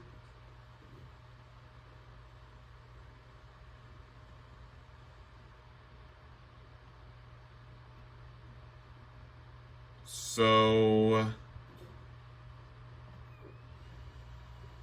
there we go. Okay. So we have we have HDA partition 1. All right, USB.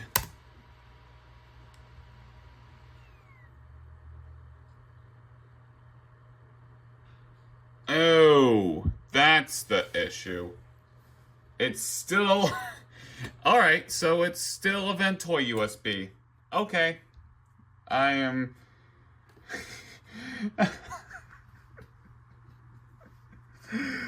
I apparently forgot to wipe the drive, like, totally clean. I apparently forgot to wipe that USB drive totally clean, so I'm so stupid. We're gonna have to do that. So I'll come back when I have that done. Alright, so we're back, and it's pretty apparent I need to get a new optical drive for this machine. As you can tell, I simply just don't have the guts to do it right now. But I am looking into getting a new optical drive for this machine because it does take quite a while just to load anything. Alright, let's see.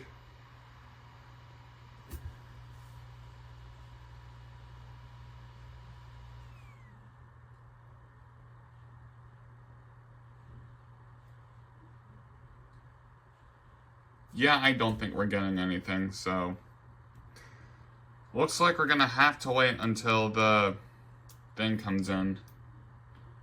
But I am looking into getting a new optical disc drive for this machine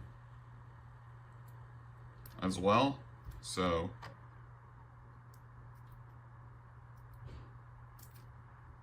yeah, we tried Ventoy, we tried Plot Boot Manager. We basically tried a few things to get a successful recovery process, which everything looked, which if you remember, we had everything going successful, but then we got several NTOS kernel errors.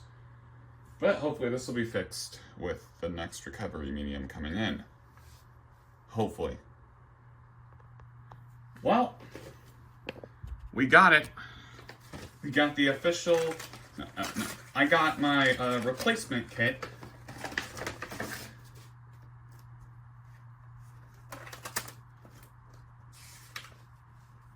Alright. So this should hopefully be the correct one.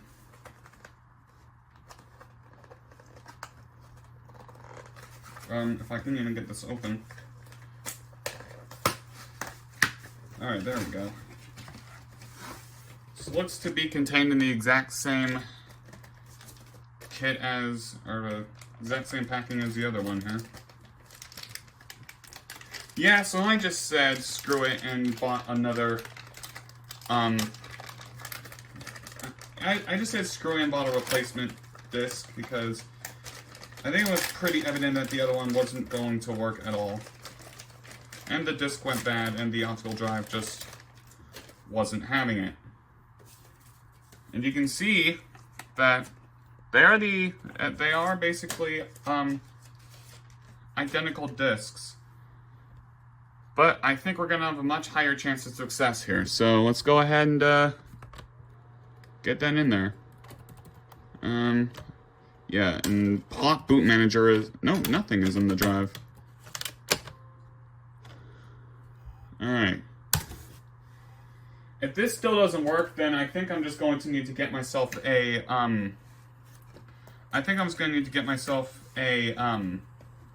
different disk drive.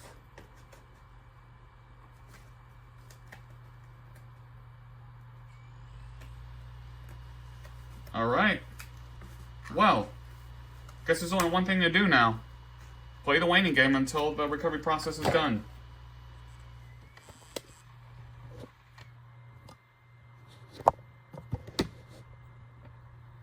Alright, well, it's starting again. But I am very, very pissed off because I think I might have, because I'm thinking the original disc might have been fine the whole time. Because, I don't know if you guys just heard it, but the disk drive might actually be going bad. My suspicions might actually be correct in this case. It was like making a ton of noises, like I ejected and reinserted a few times. I even had to restart the computer. So, yeah, I'm basically just done giving it any more chances with that. And I just bought another optical drive for this machine. Oh, and I also decided to pull out, who remembers this thing?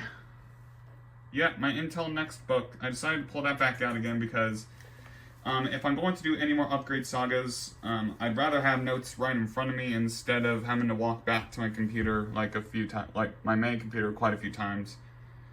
In fact, I still have yet to actually edit the Windows 2000 upgrade saga video. In fact, I don't even know if that's going to happen. Well, it is. I already have the clips recorded. I just need to put them all in whatever. But anyway, gonna let this finish and then we'll come back for the moment of truth. Well, everybody, I know this wasn't the news we were hoping for, but apparently the disk drive has something like deeply wrong with it. Cause this is like what? The 6th time I had to reboot. And like, that's just, I don't want to spend another $30. Like, why did it give the ring of death like instantly? And I already know the other disk drive is just not gonna do jack shit, so.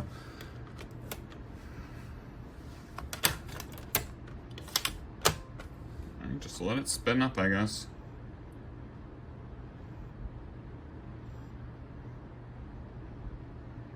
And the problem is, I don't have another disk drive that will even work with this thing, so until the 3rd disk drive for this thing comes in, this is what we're stuck with. I mean, I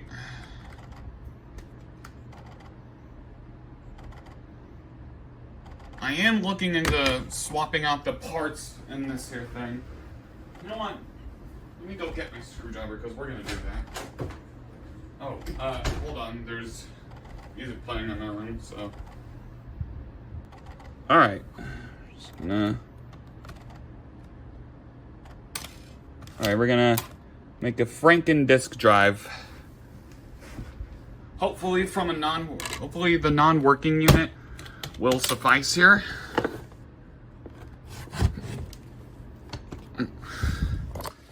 If we can't have one good disk drive, and this is gonna have to do until the replacement one arrives, and I am not going to buy another recovery media for the exact same thing because,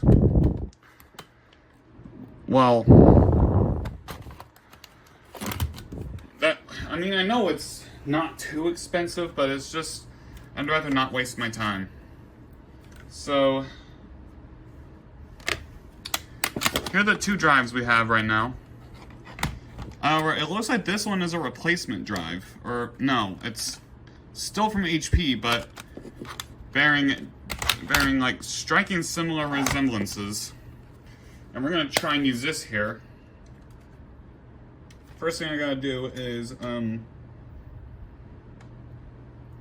first thing we gotta do here is just remove the screws from the back. And just hope that they don't go flying all over the place.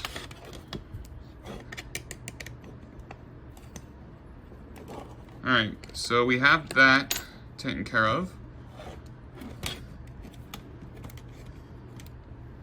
And I think we actually gotta eject the drive, which I'm not even sure I have anything around me to do that with. Hold on. Alright. Got that taken care of. So we're gonna try and make one working disk drive out of two broken ones. Or this one is not broken per se, it's just I think it's on its way out. Alright, so if I can ever guide the paper clip into the correct spot. This is why tweezers are good for something like this.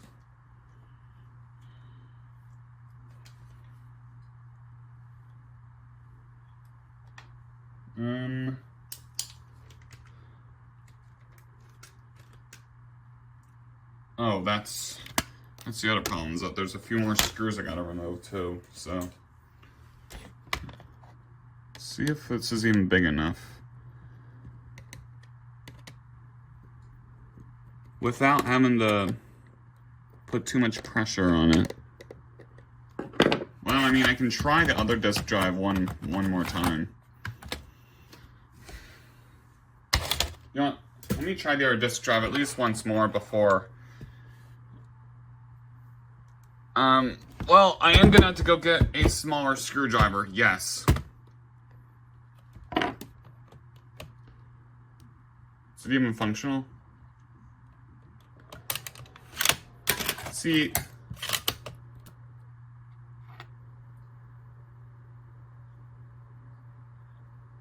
Oh.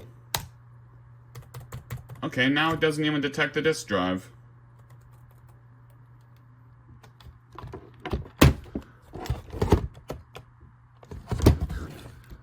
But I do know the problem. We have to put the screw back in for it, which I don't even think I have with me here. Or maybe I do. Alright. I'm gonna have to go, digging for I am gonna have to get my smaller screwdriver for this because, man, I have been through quite a hell of a journey just to get this working. Turn on, please. Thank you.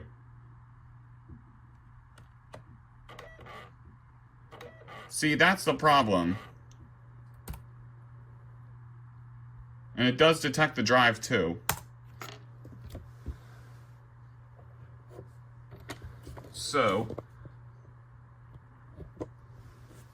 see, this is the problem.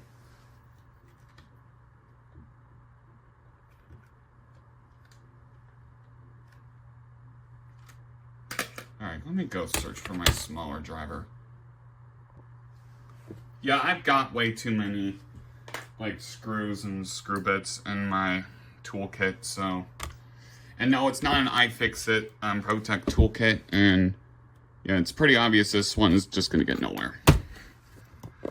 So, once again, oh, I need to take the disc out.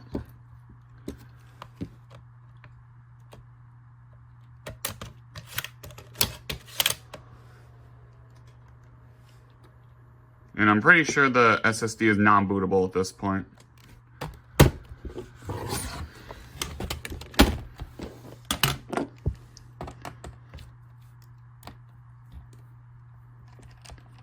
And I gotta take the disk drive back out.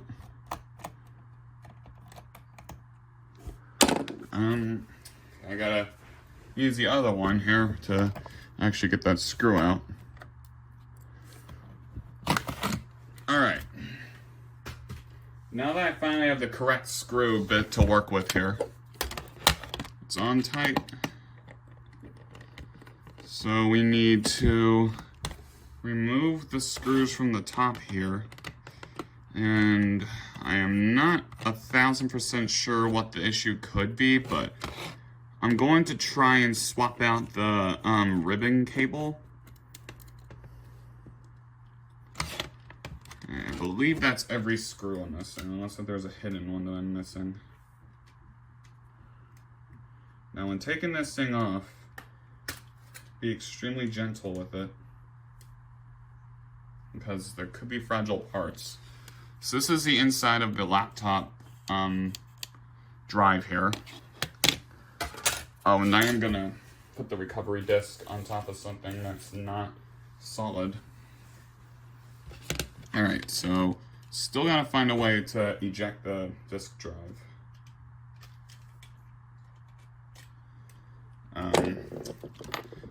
Should just be something like...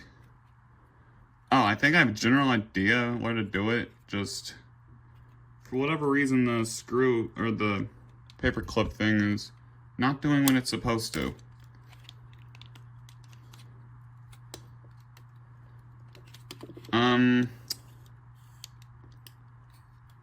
Although we actually got to remove another screw just to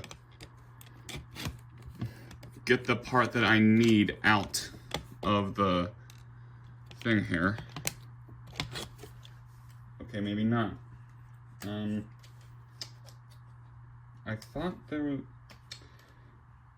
I don't think I've ever attempted a repair like this, so I'm going in this completely blind.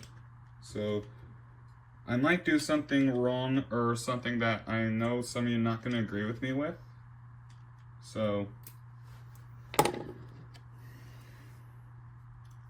But again, like, I've done a bunch of things to get the recovery working, and I think the disk drives are just bad, so...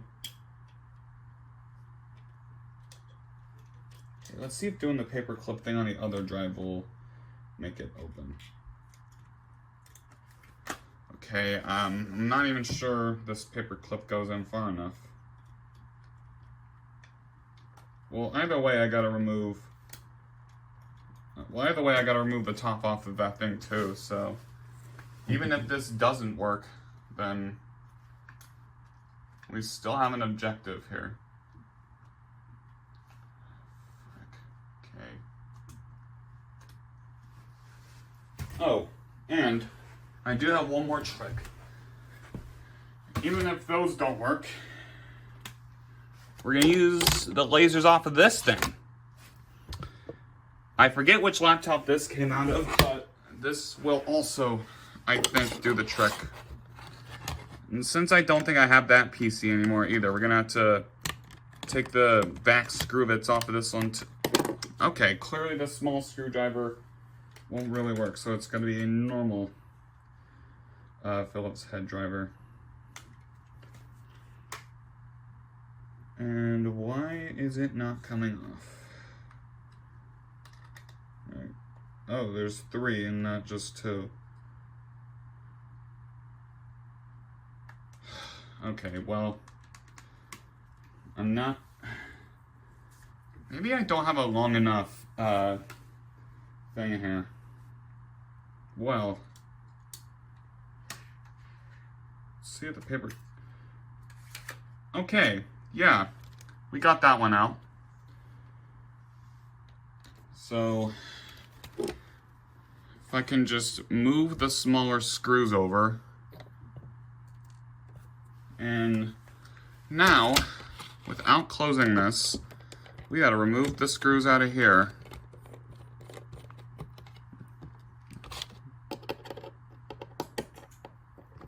But again, if none of this works, then I do have a replacement optical drive coming, so.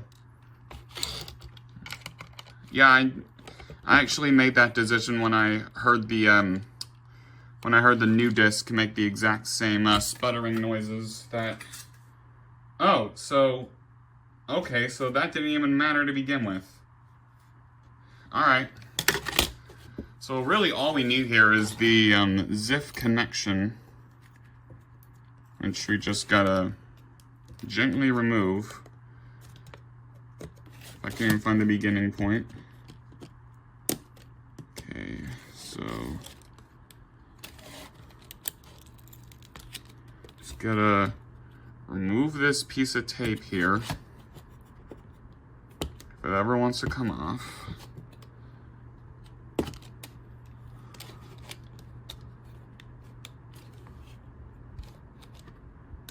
Oh, and we'll also need to remove the top portion of the drive. Or the laser thing here.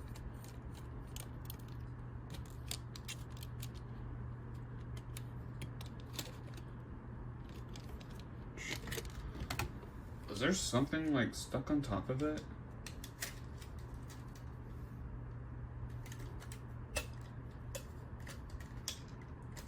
We're gonna want to be careful with this too, since looks like I might. Okay. Oh, it looks like there might be another screw on top of that or something. Okay. We're going to transplant. Okay, we're gonna need to transplant a part of that.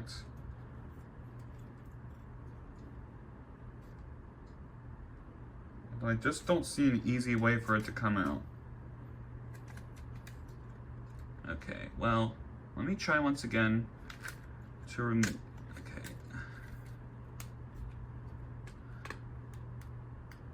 I know you guys are just looking at the space right now that I use for the laptop here. So long story short, I think I might have to spend another 30 bucks, which I really don't want to do. Although it looks like there might be two. Oh no, it's just one ribbon cable. They just use double-sided tape for some reason. Now comes the hard part, actually derounding the cable here.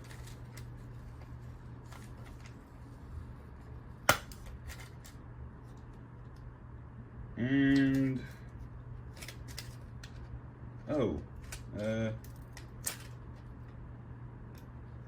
you don't want to force it out, but I kind of had no choice. Okay, and we got to remove the bottom part of the drive too.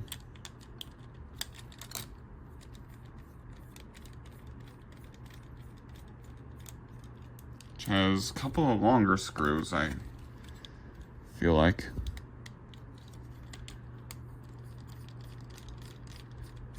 We're not changing the, we're not gonna change the front plate entirely. We're just gonna swap out the internals to hopefully make a working drive. Although I think I might have made that a little impossible by bending the metal plate, as you can very well see here. Although I think it might be on a thing of adhesive. I really hope it's not.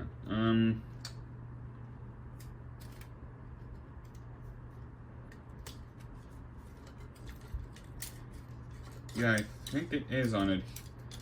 Oh, and we got another ribbon cable, it looks like. Yeah. Oh, there was another hidden screw. Oh. That is so stupid. Well, We're gonna try and get it to fit on the... We're gonna try and get it to fit in our donor drive. Or the drive that we tried to work with here. We're gonna try and make this one work here. That being said, we need to get the next bit out, which easy enough. However, it looks like we might need to remove the front plate to even get access to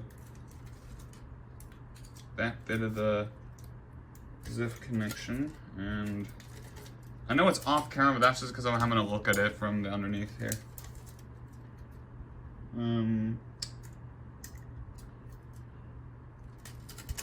Looks like I might need to break the drive down even further.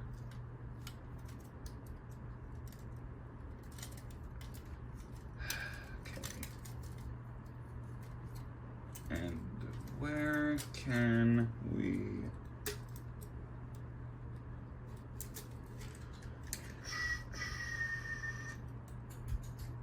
I have an idea where it might be, but...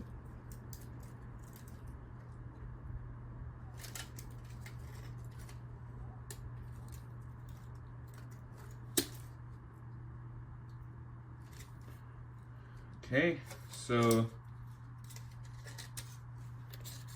I now have the disk drive converted to its bare bones. So if you ever wanted to see how the disk drive worked, then there you go. I'm guessing some of the internal brackets make it stick together. Well, the only thing that's left to do now is remove this. I mean, I guess we don't even need to do that. We just need to replace the lens. Which, we're just gonna hope for the best.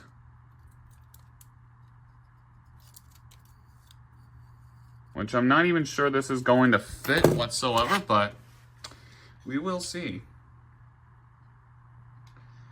And since this is the donor drive we're using here, we're going to try not to destroy this as much as we can. Alright, I still need a way to open this, and not even sure if we even can at that point.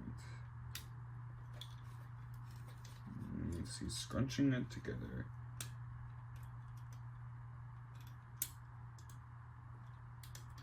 Because there's also the chance I can just put the thing through the ground and just have it go completely beyond the thing. Alright, let me see if I can decross this thing. And it's looking much harder than it looks. Yeah, it's just harder than it looks.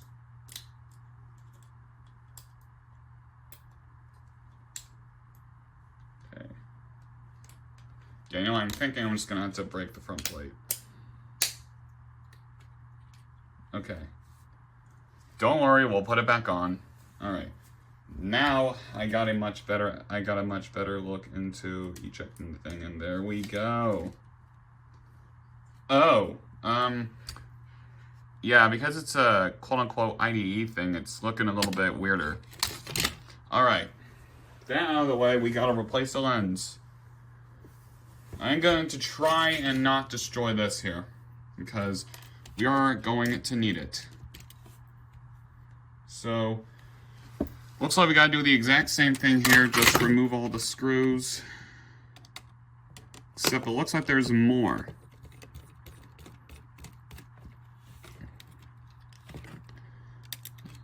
And again, I probably said I've never done any repairs like this before, so A, I'm learning as I go. B, I hope I know what I'm doing, because if this doesn't work, then I'm basically screwed until I get the replacement optical drive, which could take a few days, so I just want this working. And if anything, I'm probably going to have to make a DVD RW.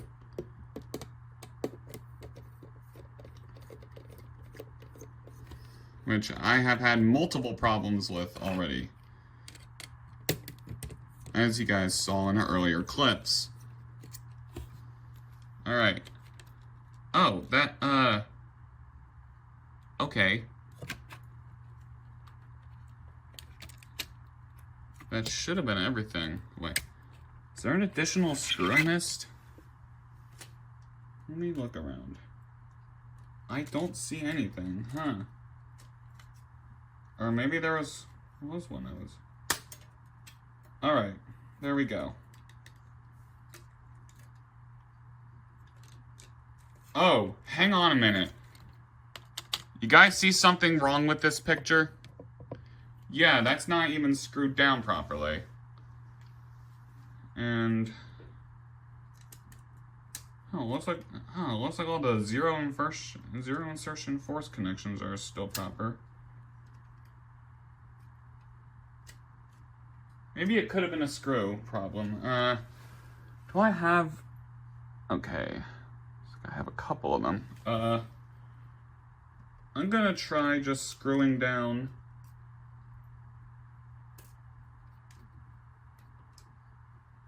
If I can actually get them to latch on properly. If I can get them to latch on properly, this would be great. So maybe I won't need to work with this as in depth as I thought I was gonna have to. This is like the third time I dropped the screw. So this is why my big ass hands cannot work with small screws. Stuff like that's gonna happen. Okay. Think I got it. Alright. I'm thinking this is why the disk drive is...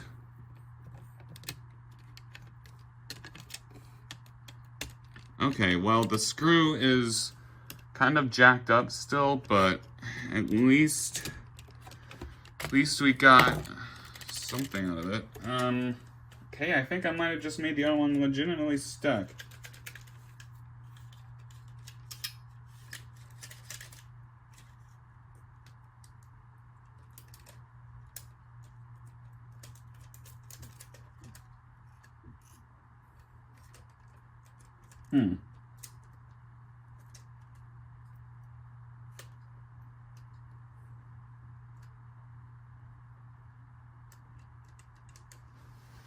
I would appreciate it if I had smaller hands.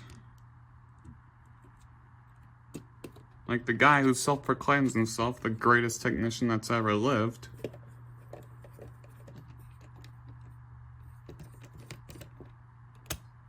Okay, or that can happen. Alright.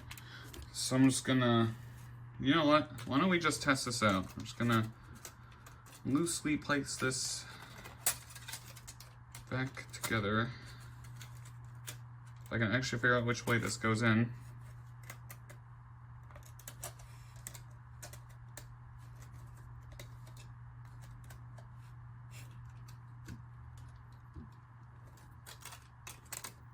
Just gonna loosely place this back together.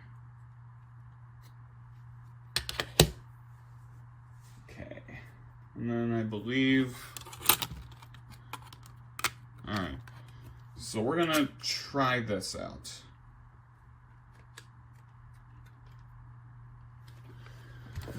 Alright, and let's just hope that the quick, uh-oh. Alright, let me just unplug the battery.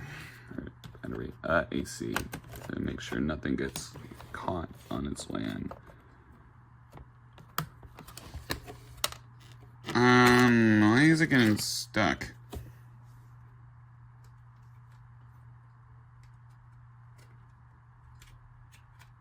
Oh yeah, that's why. And then the screws are lining up. Okay, if I can actually get the screws to line up, that would be excellent. If I can actually get something to work out of this, then that will be extremely lovely. And I'm not going to bother putting on the... I'm not going to bother with putting on the...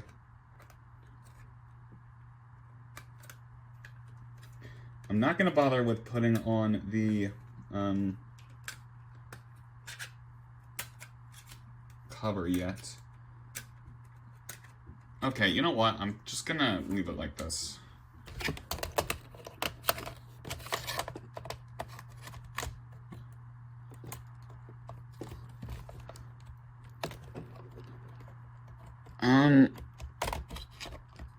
I guess it's just... Alright, let's see if that's even gonna work.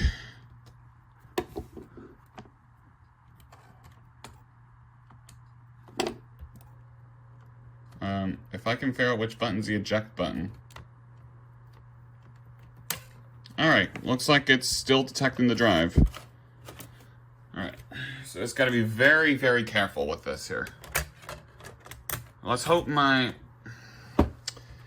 Oh, God. I don't know why that just decided to fall off, but... Alright, looks like we're going to place this at a very loose angle here. I should have just screwed them down.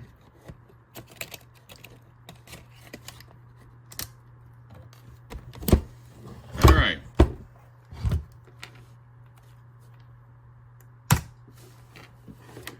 Better connect the AC adapter to this thing here.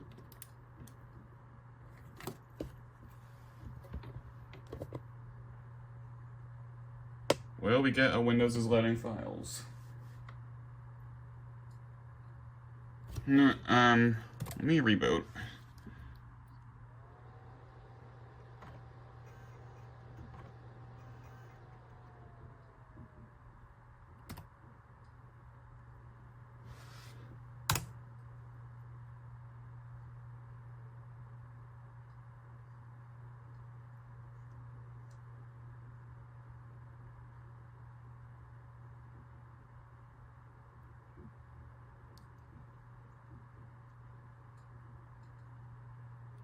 Okay, nothing.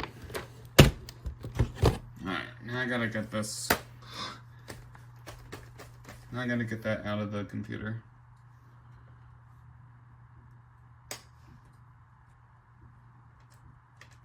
I knew loosely placing this back together wasn't really gonna be the best long-term solution, and long story short, it wasn't.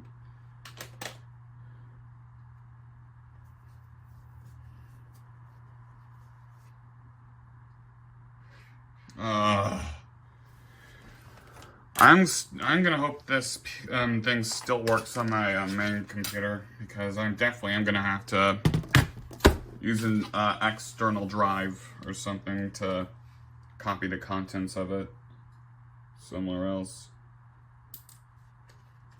But we're gonna have to open this thing back up, because we're still not done. Yeah. This has been a ton of work so far, and honestly, I'm not even sure it's worth continuing right now. But I am going to think of a solution.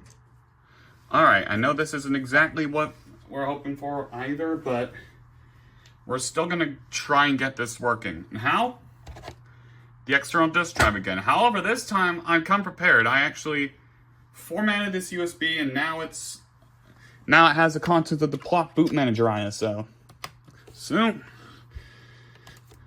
that's exactly what we're going to use. This will be easier than trying to... This will definitely be easier than trying to get...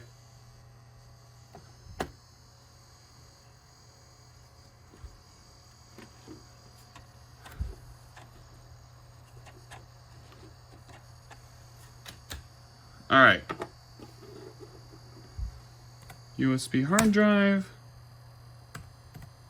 Alright, let's see. No CD-ROM found.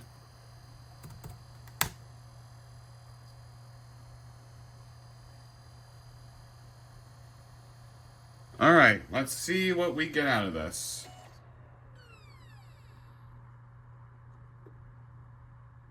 We are booting off of an HBD partition right now, which...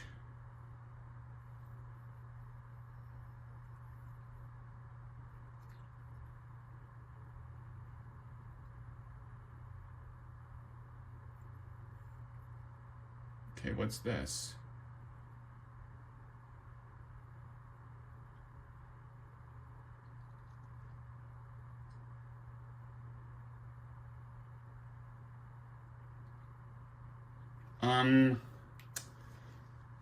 Alright. Exactly as I thought, it was just gonna reboot loop. Alright.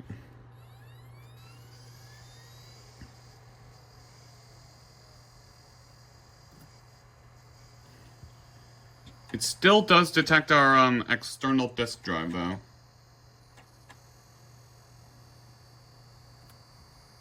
Now, let me see if I can...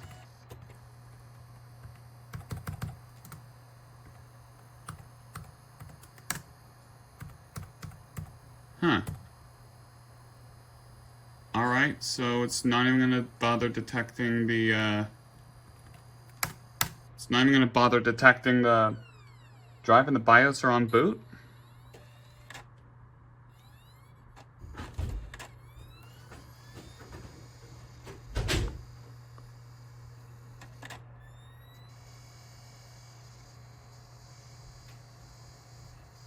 Oh dear.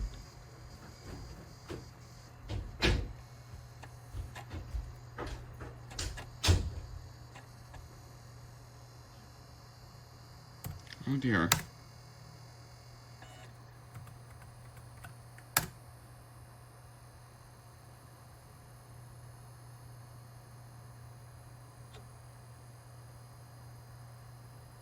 Alright, well. Here's to hoping something happens. Yeah, this has definitely turned today, but everything went wrong video. Like, I don't know how else to describe this, but I had a whole multitude of things go wrong. Like, it's not even funny at this point. But I haven't given up hope yet before I just flat out wait for the disk drive, because over time I actually did get a USB to SATA converter, and we are going to try to use it. What I've done is I've copied the disk contents over to the SSD, which, by the way, the disk is still working. It's just the disk drive really doesn't like that ring of death thing. So we're gonna pop back in plop boot. Man, oh wait, actually, you know what? Let's see if it just detects the drive on boot up here. Just gonna pop it into. Can get an open USB port here. That would. Okay, if I could actually plug this in correctly, that would be nice. All right, let's see if I can just get it to detect the drive during the boot up sequence. And yes, I do have it connected to a Corsair thing because I once had it in my PC. All right. USB hard drive. Operating system not found. Yeah, you think? All right. Now let's try plop boot manager.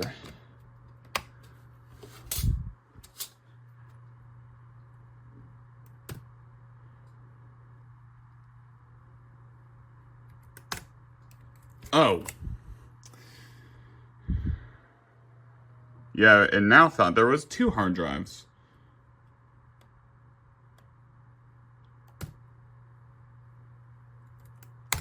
All right. HDC partition 1.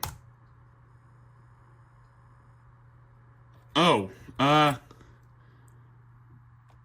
just did the exact same thing again.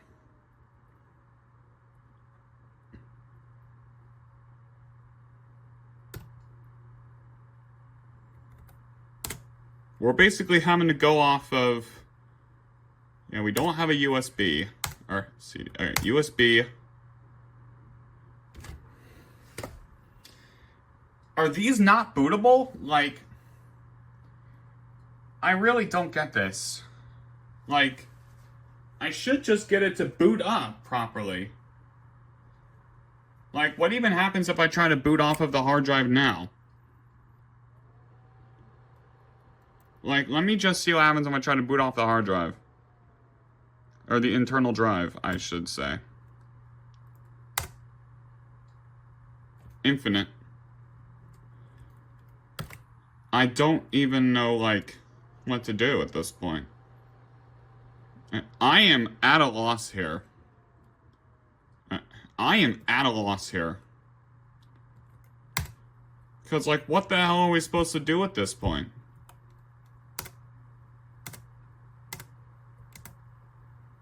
A disk read error occurred. Okay, well, I could just install Ventoid to the drive again and then attempt to put the ISO on there, but we literally confirmed that the ISO is not bootable on anything but the original DVD. I mean, I guess I could try to make a, I guess I could try to make a DVD again with that thing, but what good is it gonna do, honestly? I just don't know if it's gonna burn at all. I mean, I have like 47 more dual-layer DVDs to go through, but if we can't even get it to boot off of the DVD drive, like, at all in here, and if the external disk drive is not loaded, then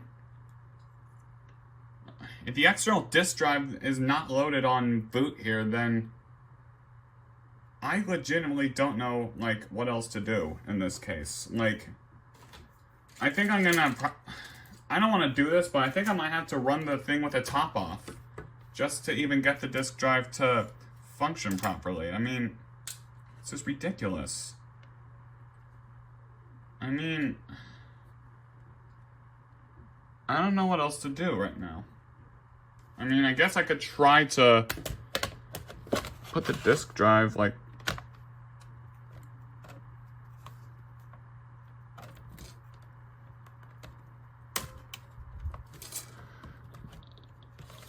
alright, well, I'm gonna see if I can get the disk drive to load up one more time. Alright, let's see if running it in this minimalist configuration will work. So we're gonna go to Pop Boot Manager, 7, CD-ROM, CD-ROM error. So what are we supposed to do? Like, someone please tell me what we're supposed to do from this point.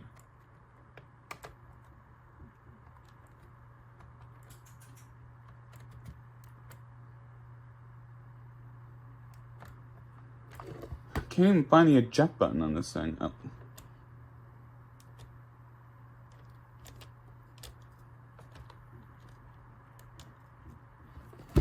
Okay, just stopped working.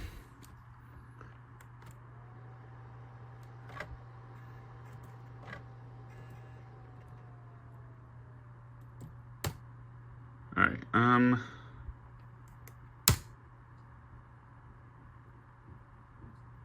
it's not even making an attempt to boot up.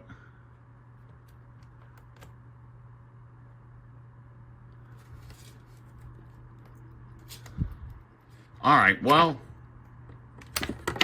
I think I'm out of options, so I'm gonna once again force the disk drive out.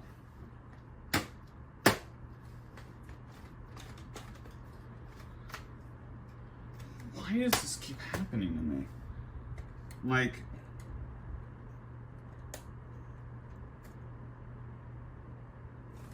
I can definitely still hear it. Oh, well, for some reason it's decided to turn on again.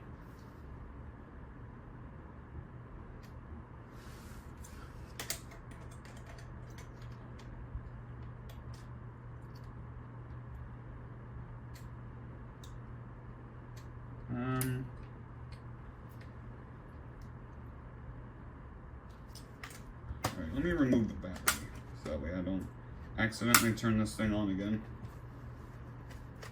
Alright.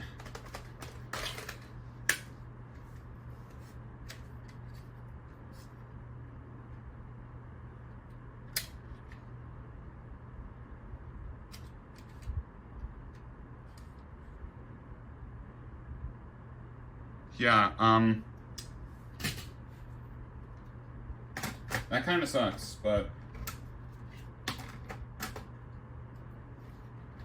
I thought that was gonna work. I thought I could just copy the, I thought I could copy the disk contents to another part of the, ISO, or another, to another, solid state drive and just boot off of that. Well, actually, I don't even think I tried. You know, let me try. Okay, there is one thing I haven't tried yet, and I know I'm gonna get people asking in the comments to do this if I don't. Why don't we try swapping out the SSD in here for that of the one I have right now? And however, I still don't think this is going to get anything accomplished. But it is worth a try. And if nothing, then, well, we're gonna have to wait till it comes in. Because I can't just use any external disk drives in here whatsoever. Or, you know what? Oh, you know what? Yeah, you know what? Hang on a minute, because I got a couple more ideas. Alright, so with the USB to SATA thing, we're gonna try using a different disk drive. Let's see if I can easily just plug that in. Okay, that was just a big oversight on my part. I thought I could just easily plug that in, but looks like we're not going to be able to do that. But I still have some hope. So from this hard drive, which is the one that originally was in here, I'm just gonna take this little bracket off here, just transplant that on here, and on this SSD, this has the contents of the recovery DVD. If I can actually get this to go in properly without it. Okay, what is going on here? What am I looking at here? Okay, what am I looking at here?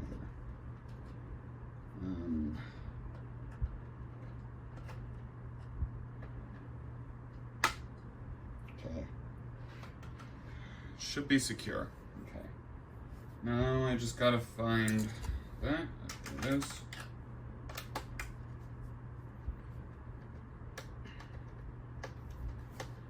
I mean, I guess I could try to lubricate the other drive. I mean, we know that the other drive is still usable, and we know that the DVD drive I tried to use in here, if I can even find that, the one that came with this replacement computer, definitely can still be functional. I just need to find out why it's making those grinding noises, among other things. So let's see if our hopes increase by using this instead of what we tried to use before. Nope, nothing. All right, well, that probably was expected, but I'm going to do a little bit of troubleshooting. Okay, so it's been a few days since that last clip. Well, here we are with our brand new drive, or the replacement drive, that is.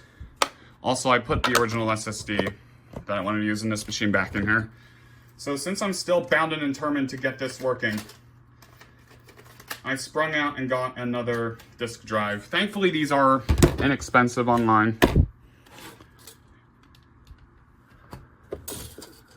And I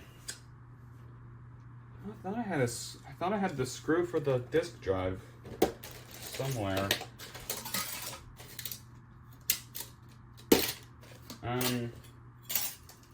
Oh, think that's it right there. Okay. Once again, the thing fell. All right. Now, for the moment of truth. Do we have a working disk drive?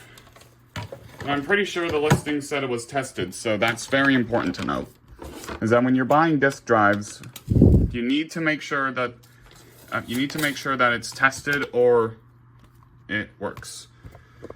And I do still have the recovery disk here, although it got a pretty bad beating from the other disk drive that was just sputtering left and right.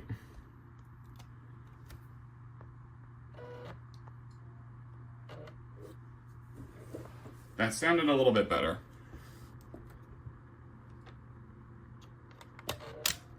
And it does detect the drive, so that's good.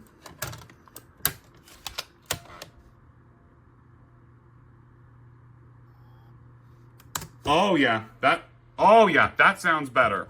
Like, way better. So, ladies and gentlemen, I think we can finally get this underway for real this time.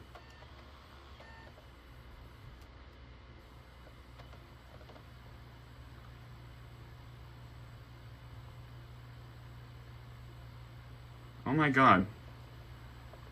I know there's a glare outside, but...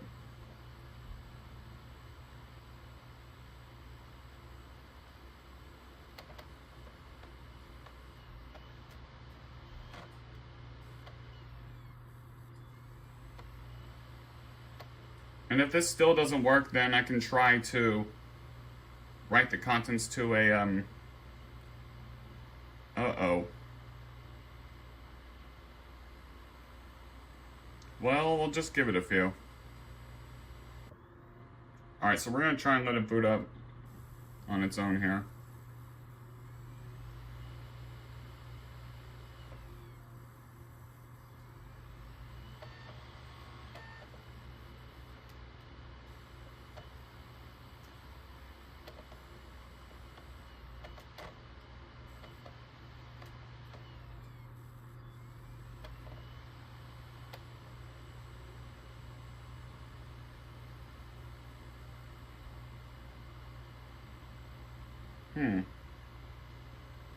Alright, well, I do still have Clock Boot Manager on here, so we can try that really quickly here.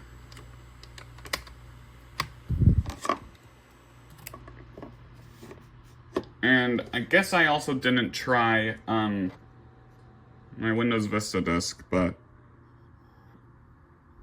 yeah, it's looking like I might have to buy another recovery disk. CD-ROM.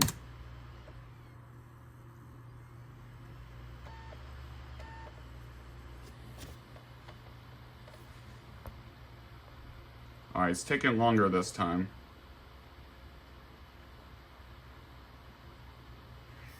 What sucks is that the other drive basically, the other disk basically works fine. It just gives the NTOS kernel error.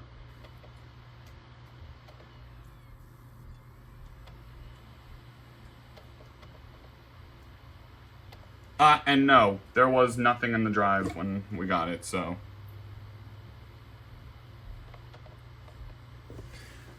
I mean, I guess I could try my Vista disk real quick. Oh, well,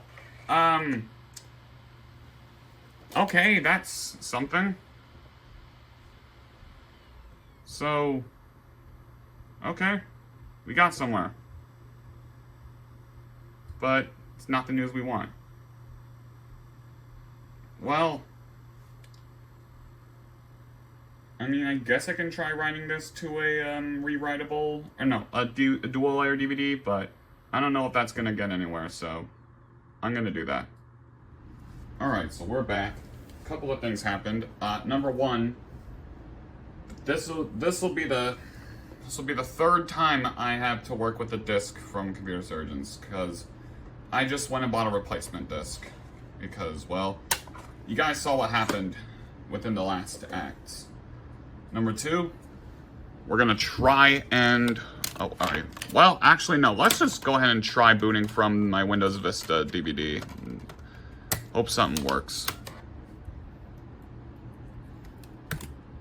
Oh, I gotta actually power the thing off and back on.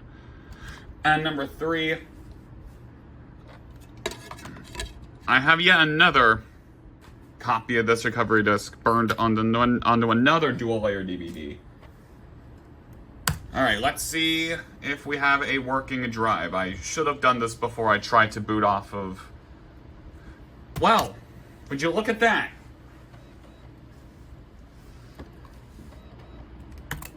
Would you look at that? It actually does work.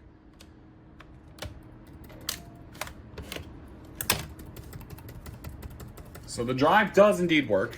That is pretty much a good sign. But will the dual layer actually do anything, or is it just going to crap itself out? Ugh. Why is it so hard to plug? Why is it hard to plug in a USB sometimes? I don't understand. Really. So that way I can actually get into Block Boot Manager without a problem. Well, I mean, I don't even have a problem getting in. I just need to, alright, plop. Alright, let's see if it wants to read off the CD.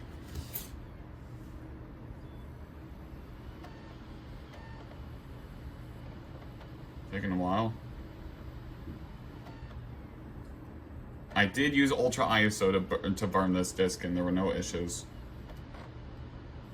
Because let's be real, it's much quicker than IMG burn. Well, Ultra ISO and IMG burn are literally the same thing.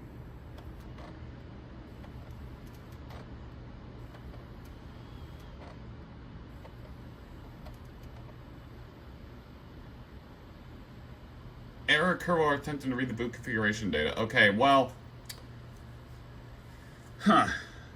maybe it, I don't know, maybe the drive is going. Maybe it's not the drive, because we were able to boot off the Windows Vista disk, like, just fine. Can I... Okay, it's soft locked. I have to restart myself. Okay. Let me check on IMG burn. Alright, well, the good news is that, IMG burn is doing its job this time. I'm guessing maybe the last recovery disk actually did go bad. So... it sucks a little bit. Also, I think I'm just gonna toss out the... the other parts I tried to use for the disk drive. Anyway, we're gonna let this sit here, and I'm gonna let it boot up, and I'll come back probably in about an hour. Alright. IMG burn finally did its job. So... something about the other recovery disk wasn't working properly, I'm guessing. So, I guess there's only one thing left to do now, and that is test out our brand new disk we made with IMG burn. Alright.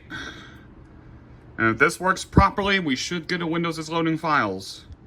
Because you remember, we got that with the other drive. And it looks like that this drive is working way better than the other one. Well, they're ones. Alright, let's see if we get anywhere. Or if this is just a case of it needs the original disk to even work.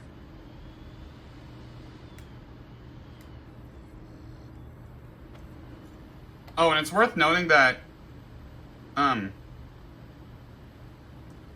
hey! We got it! So, actually, I don't even know why I even bothered with, buying another disc.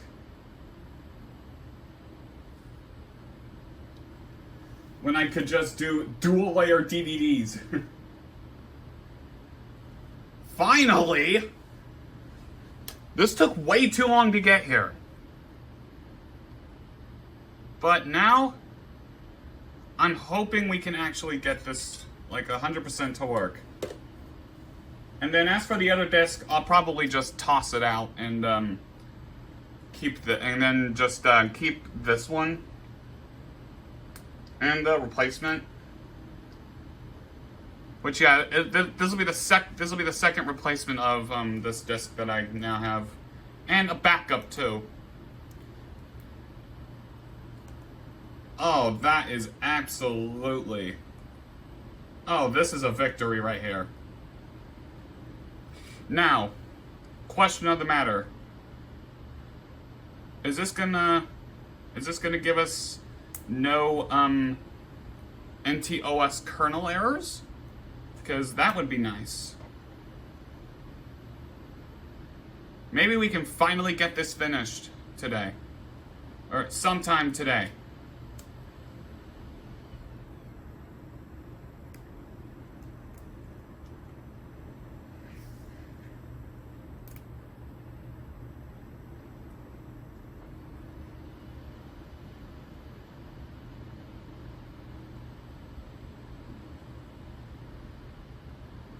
Yeah, the only reason I bought another recovery disk is because I did not think this one was going to work either. I actually thought that I actually thought that the disk wouldn't burn to the DVD either, or the contents wouldn't burn to this dual layer DVD either. I found the wrong words like several times just now. But anyways, now it's off to the races once again. All right. So it actually didn't take a few hours. It actually only took like maybe 30 minutes. I just went to do some other things. And well, I guess this is the moment of truth. Let's see if this works.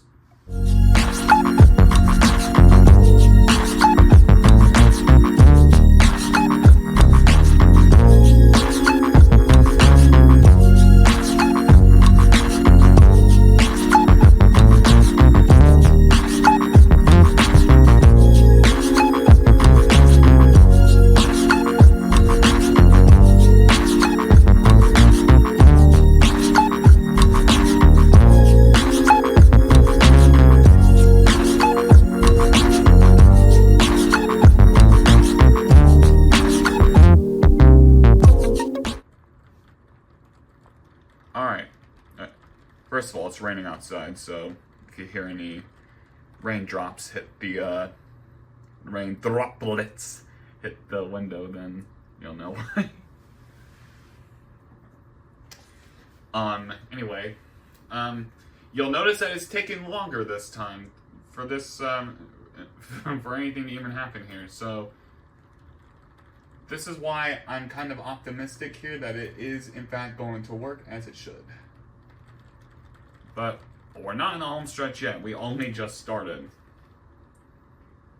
So yeah, this is going to do all the drivers and stuff. So it'll just come back once it reboots.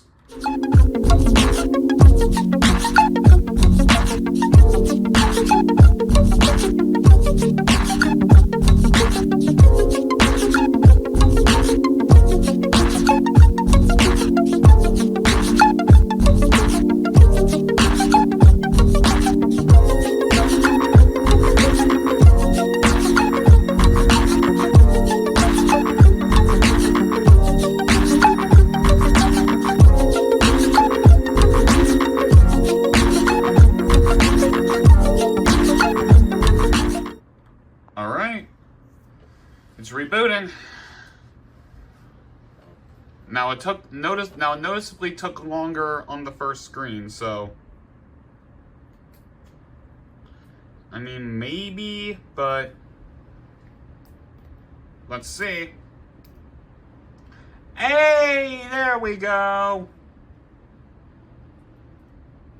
That looks way better, don't you think? So now we're gonna finish this off.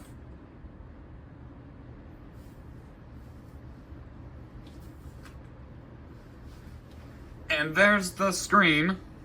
So we actually now got further than we did like 2 hours in the video ago, I think. So, yep, here's the screen, and please wait a moment while Windows prepares to start for the first time.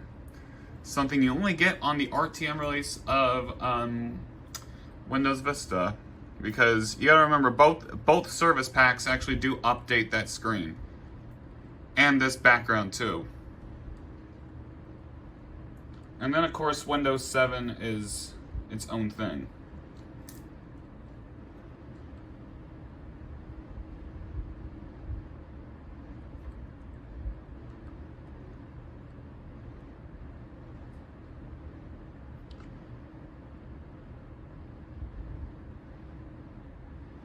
Yeah, and also, I actually initially wanted to burn the dual layer DVD with my known working tool, or the tried and true one, the Windows Disk Image Burner, the default one bundled in Windows, but I said, no, let's try IMG Burn, and sure enough, this one actually saved the day.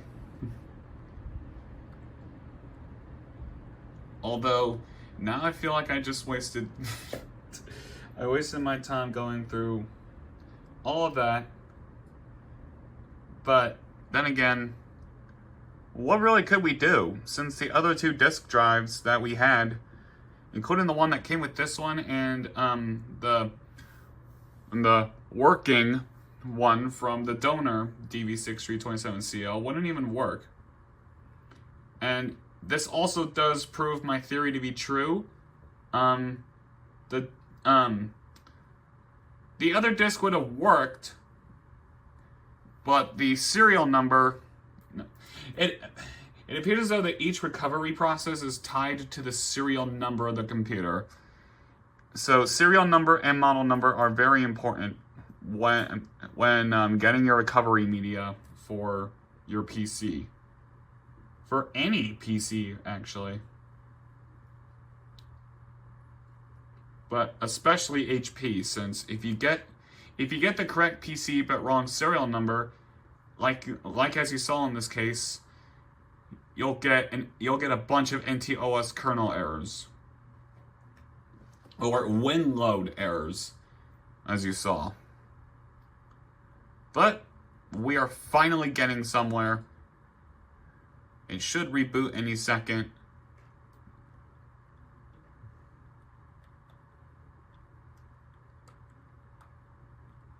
Oh, and normally this screen wouldn't pop up during a clean install.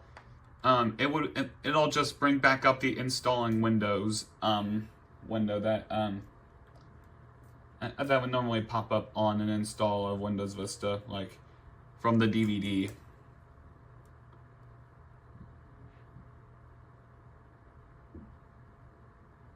Man, I'm just so glad we got here.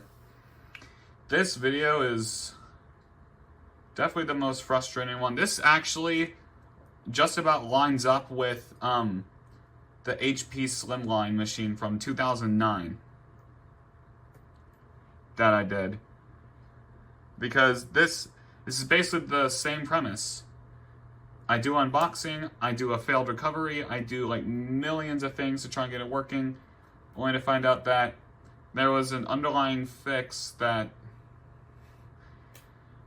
I definitely missed out on earlier in the video, and then that just ends up working. But for this one, this is basically like a pay-to-win experience for me, since we had some failed recovery processes, and it was only after the new disk drive came in today that we finally got a working recovery process here. So, moral of the story: don't cheap out on any of your don't cheap out on laptops from eBay. Even though this cost me like $50, and it was working for the most part. The seller did not even say the DVD drive was in faulty condition. And as for the additional screws and stuff, I think I'm gonna just put those in a mug or something in case I need them. Like, have a backup of screws and stuff in case I need them. And as for the rest of the recovery process, I'm going to guarantee you it's going to do the HP file-based installer on the desktop. Or if this does exactly what the CQ60 did, it will, I'm guessing, go through the HP file-based installer on the desktop quite a few times, and then just boot right back in the out-of-box experience. That's what I'm guessing. But, again, that's for us to find out. We should see the Vista orb pretty soon.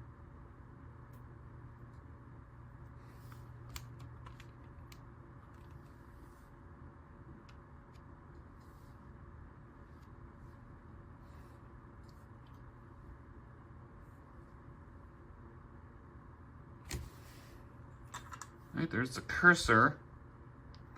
Alright, it appears as though we now have a installed copy of Windows on this thing.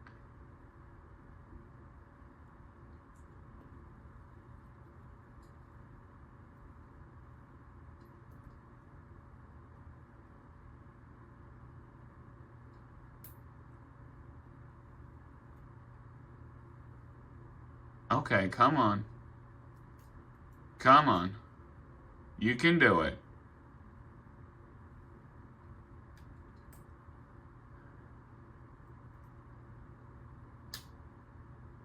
I'm not gonna move it.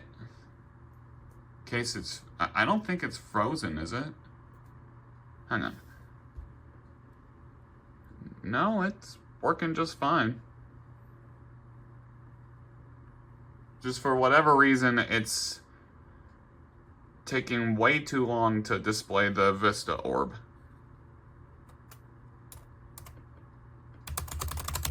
It's kind of fun playing with this stuff.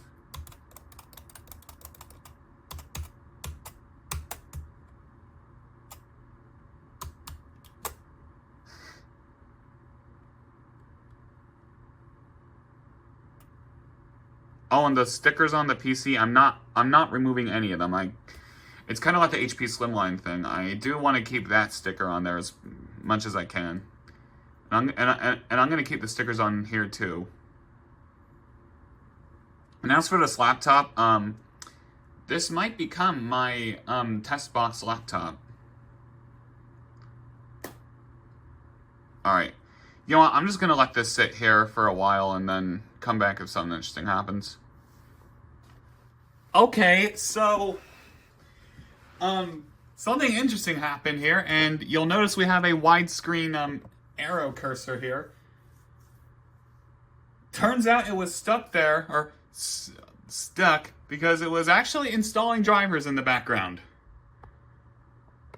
And it looks like it's doing it again, I think.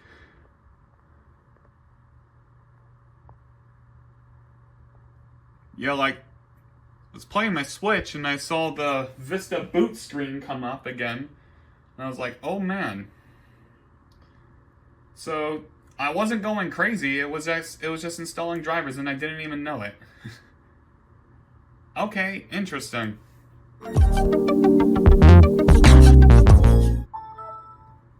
Alright.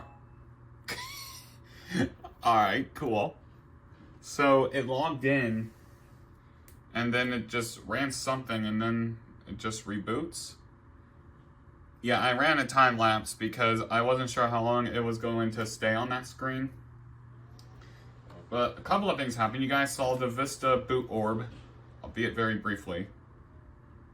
It was on the preparing your desktop screen for about maybe a minute, I'm going to say. And then that happened. See, it's a lot, yeah, a lot happened. That's all I can really say.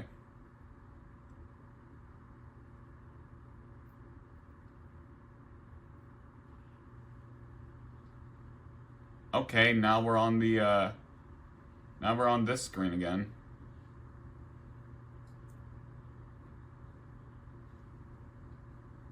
What is this recovery process, man? This is the most weirdest recovery process I've ever seen.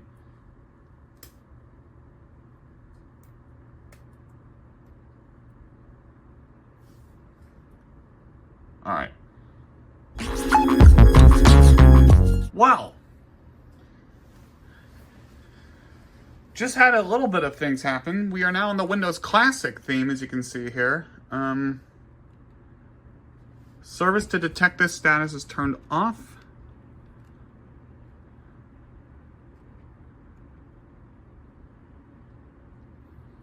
I have no idea what we're doing in desktop here. It's on headphones for some reason. It's on headphones. Anyways, there's the start menu in this mode.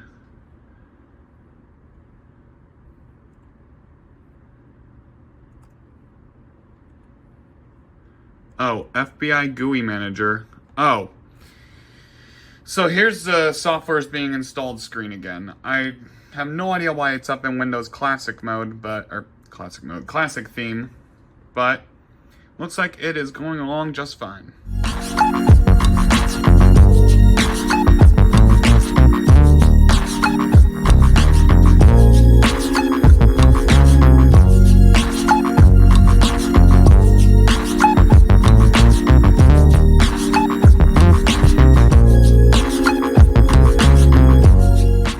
I'm gonna be so real right now. I don't even know how long I left that there on time lapse. But we're finally booting back into the FBI GUI manager in this configuration hand. Well, since the other drive is basically now useless, I'm kind of just tearing it down and breaking it apart.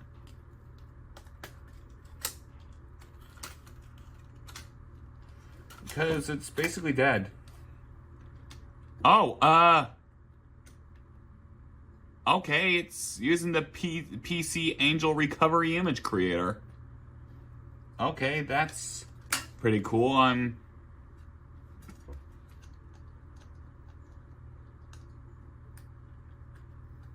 actually not seen this happen during a recovery process here. Using PC Angel Creator.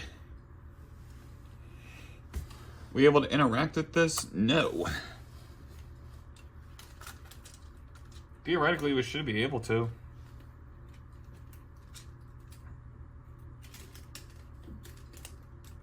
Yeah, so about to show you a disk drive, like completely bare bones. Here in a few, I'm just taking off I'm just disassembling it because I think the one I'm taking apart right now is the bad drive. I mean, they were both bad, but I mean, one of them was okay, I guess.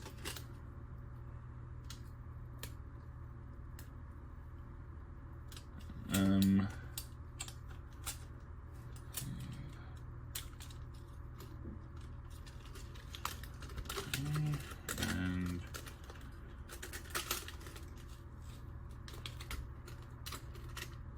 oh, two screws on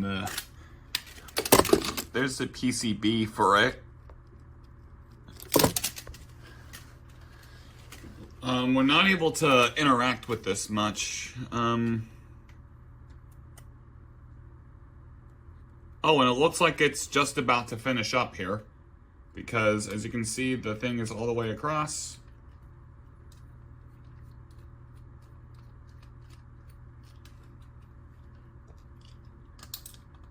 And all right.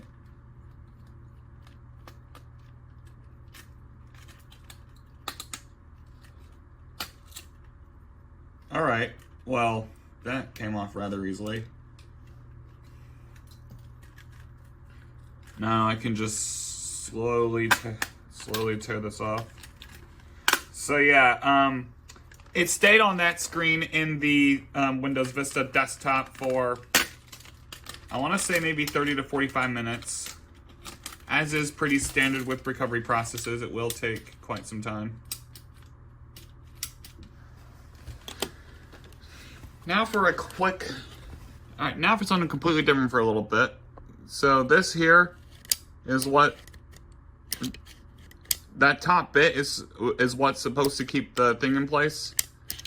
But since none of the internals are available, it simply just won't go anywhere.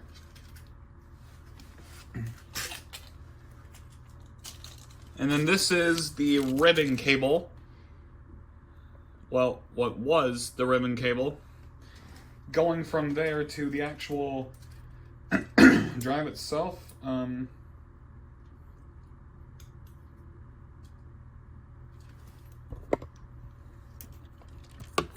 This is the main bit of the disc thing where you would put in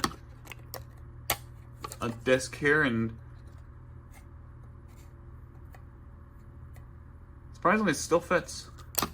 I mean, not really. Anyways, here's the lens right here. And then there's another ribbon cable going to another part of the component under there, but I need to take that out. And then obviously the PCB is what keeps everything together. So, not gonna time lapse again because it took way too long to get here, but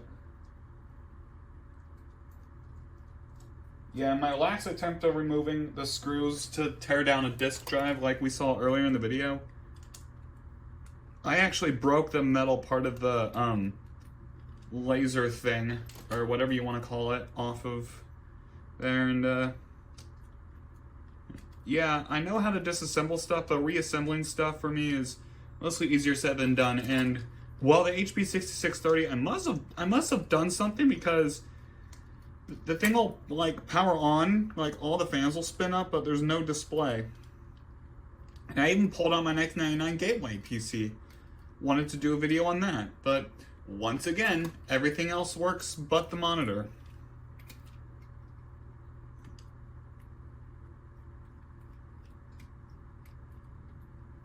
Although I might hook up a different monitor on there, since I've been using OptiQuest like way too much. And my main thing for the HP 6630 and all the other goods and all the other goodies is that I finally got a IDE to SD adapter recently. And I really been wanting to use it, but unfortunately now I don't think I have any use for it, unless if I can figure out what the hell the problem is with the it not displaying output. And here is the disk drive itself down in its bare bones.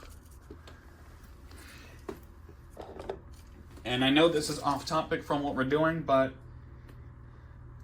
I think it's pretty interesting.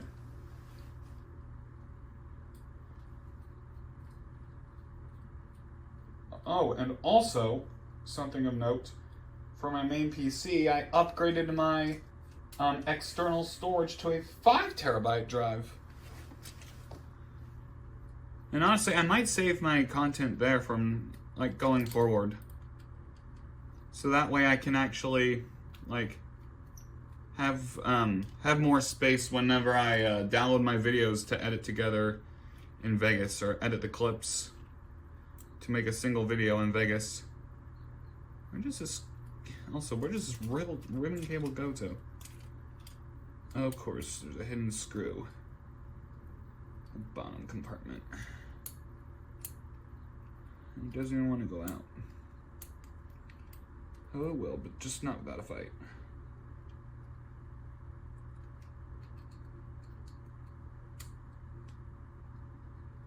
Or it can just, oh! Alright, or it can restart now. That's perfectly fine too. Alright, and it looks like it's gonna do just that. Meanwhile, I'm just back here unscrewing a disk drive.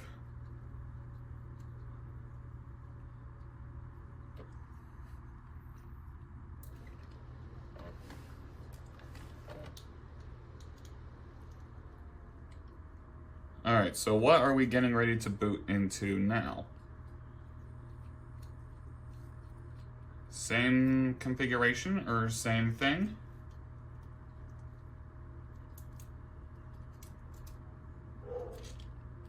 Sorry, my dog's barking. I don't want him to.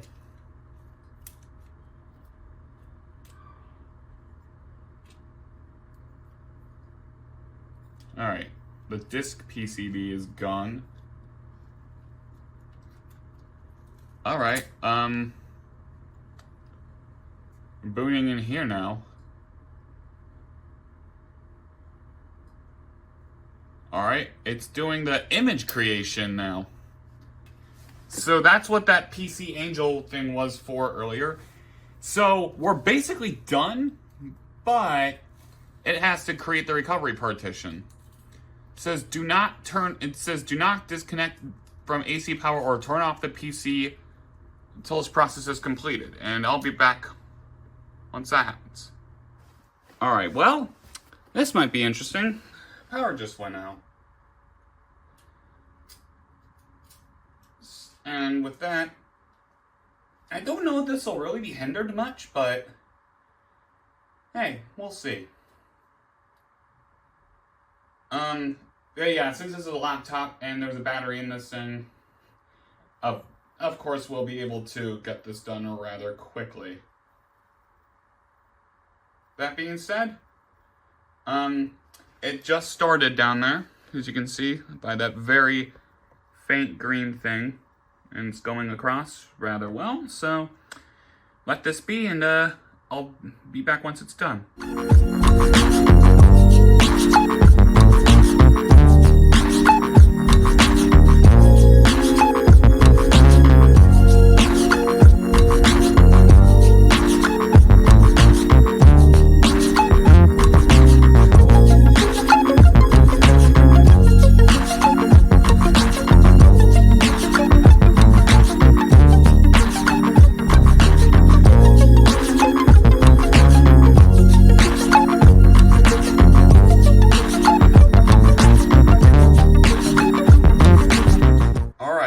Looks like we're done with that now. Alright, so I assume it's going to be booting into the out-of-box experience now.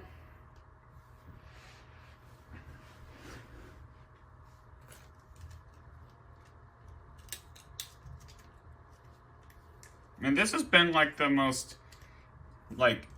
interesting recovery process I've seen for a Windows Vista machine. Okay, and we got this screen again. Please wait a moment while Windows prepares to start for the first time.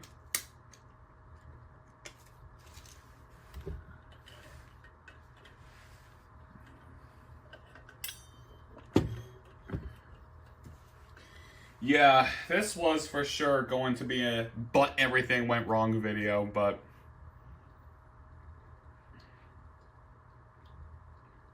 we basically... I can't believe IMG burn actually saved the day this time. No, a dual layer DVD and IMG burn. Ugh.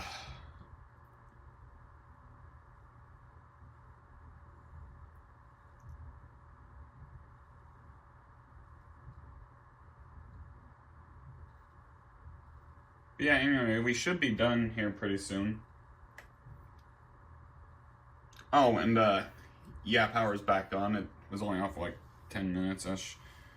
However, you guys won't be able to tell that because the whole recovery partition thing is on time-lapse, and I have my lights off.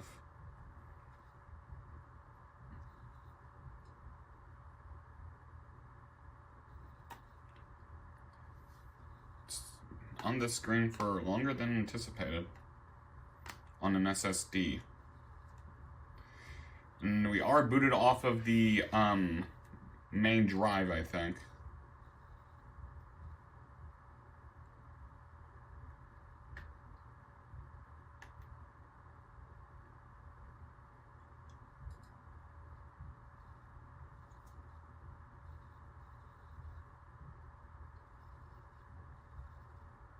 I'm looking at this thing again, and I still cannot find a RPM.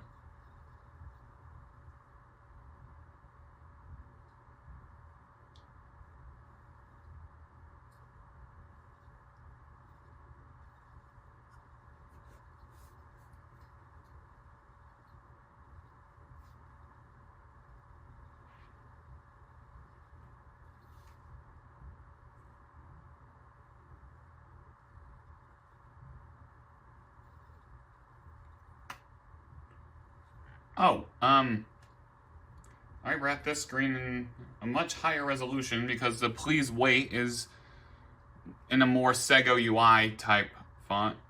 It's a little hard to tell, but yeah, it looks better in person rather than on camera.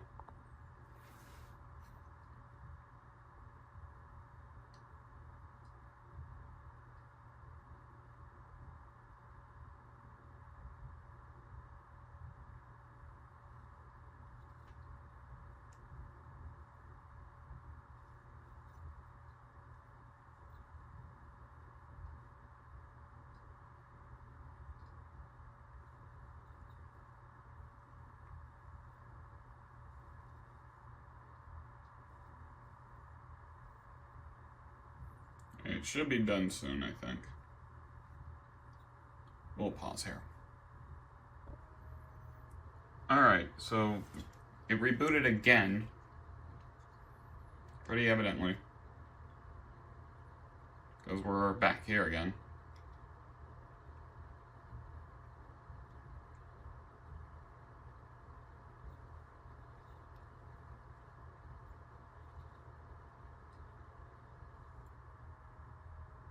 It's just sitting there with the arrow cursor.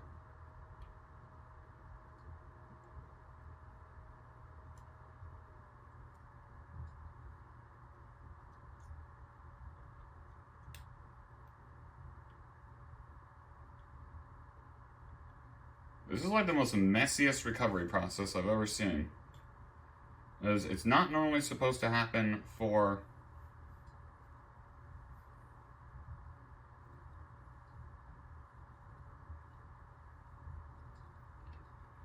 Oh, well, never mind. It is at the out-of-box experience now.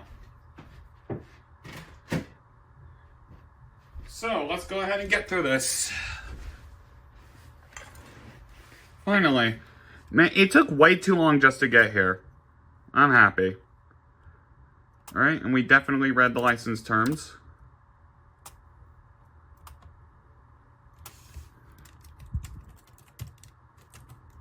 Okay. And do we have any HP backgrounds? Oh, we do. We have the standard one, this one, and let's go with this one. Recommended settings. I'm pretty sure it's not that. Eastern. Now let's see if I have my wireless turned on. Yeah, pretty sure I had it turned off. That is a switch on the front of the computer. But yeah, that is what the desktop wallpaper looks like. The one I'm going to be using here anyway.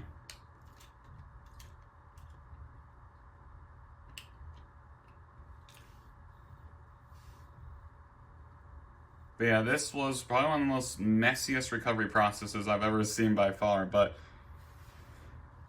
yeah, it's the FBI GUI manager thing, which is a HP file-based installer, didn't even open automatically, like, on the desktop, which is weird in a way.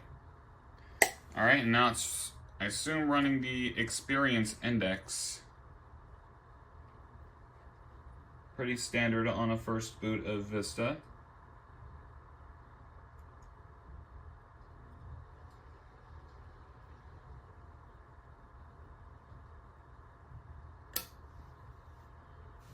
So this might go by quick because of the SSD.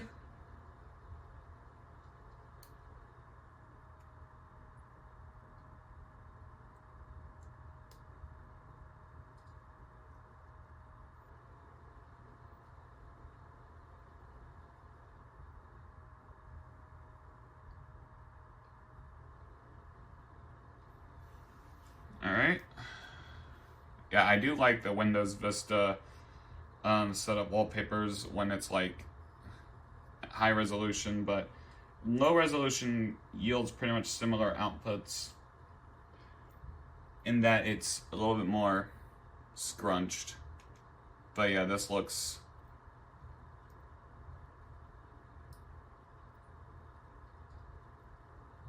I don't know why it's got to go through this twice before we can actually access a desktop.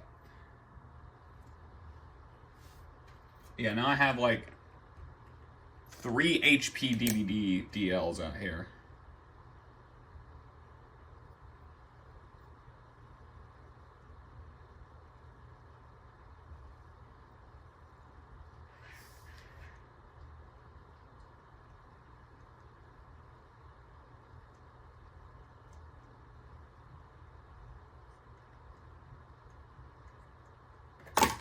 Oh, by the way, I will be making recovery media and posting it to the archive for the dv6327cls. Since quite evidently there are several dv6000s on the archives, but none of them match the one that we needed.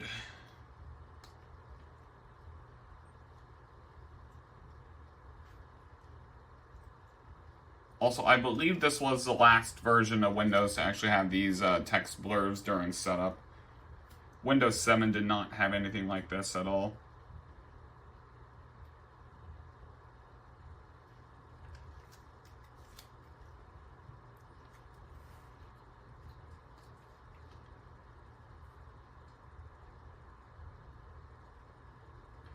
Now, unfortunately with HP and Windows Vista, the login screen was not custom designed, unlike in Windows 7.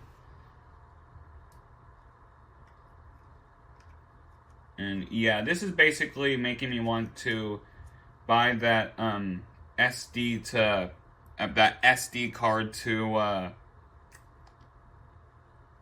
yeah, now I want to buy that SD card to SATA adapter so that way I can actually try this using that.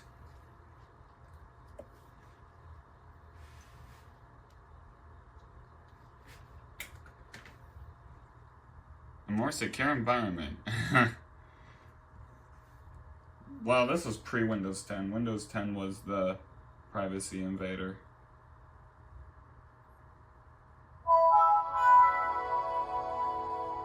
It looks like we're finally logging into the desktop. Now, is it going to do the HP first boot procedure where it will make you register and stuff?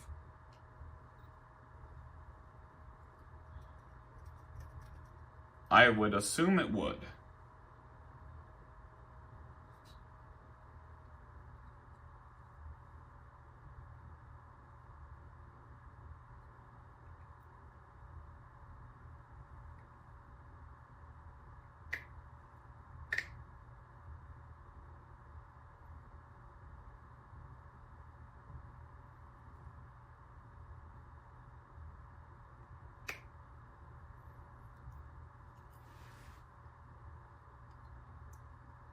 Alright, well, yeah, this is my most hated part about this, is waiting at this screen. But we have to do it anyway. Gotta sign our life away to Microsoft to wait at the preparing your desktop screen. So like waiting at the high screen in Windows 8, 10, and 11.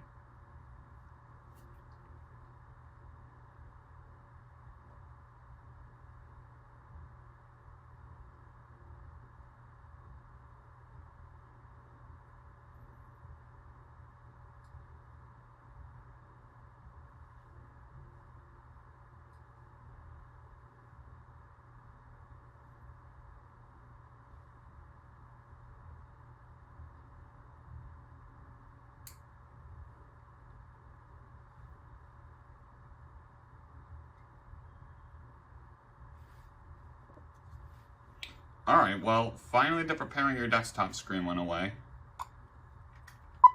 And, oh.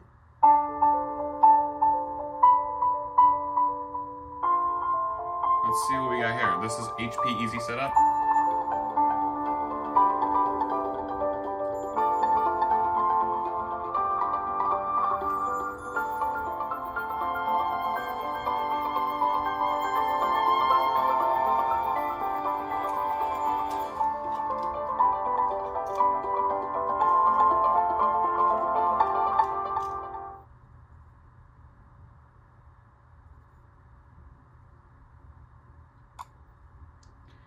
You've got the computer, let's make it personal.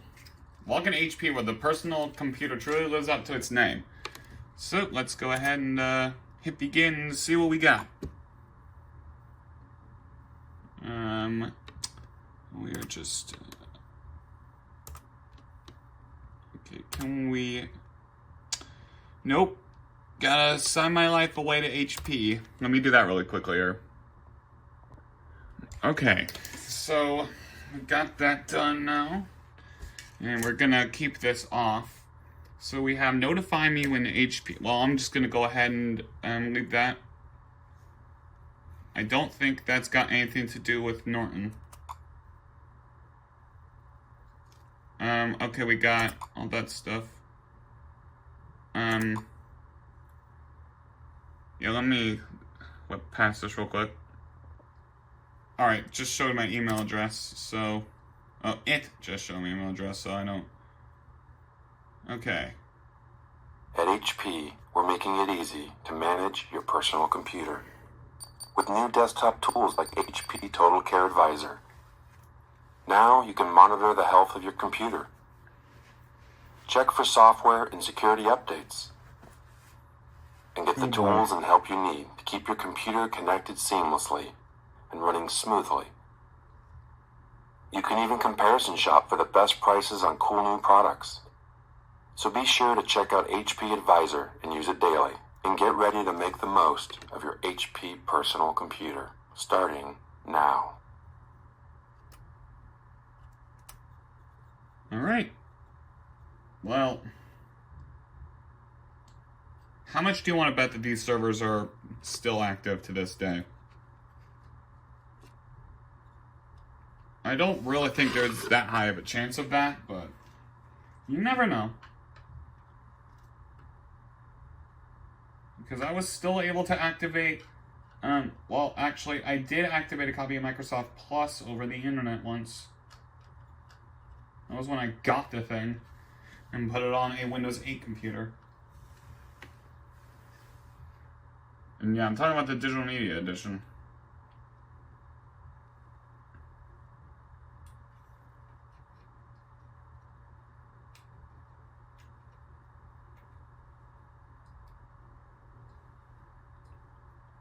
Are we gonna go with the desktop now?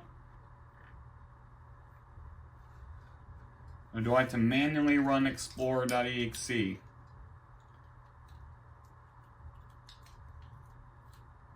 I'm gonna have to manually run the damn thing, aren't I?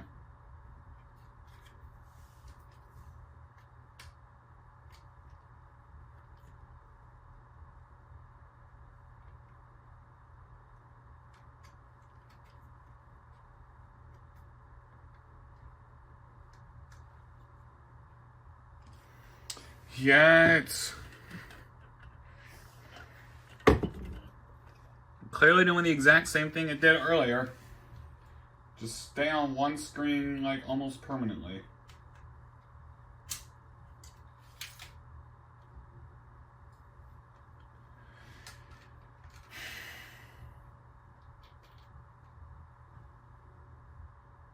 Wait. Actually, let me, don't know this is gonna do anything. It did, but I don't want to mess with it. Hold on.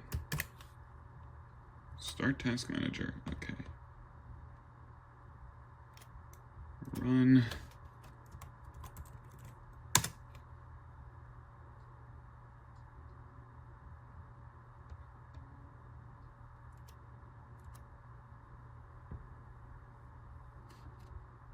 Yep, build 6,000. So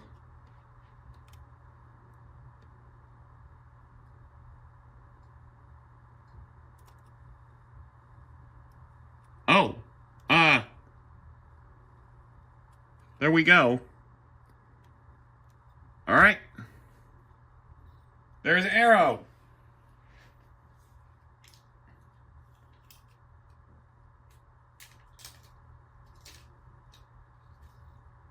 Oh, isn't this lovely?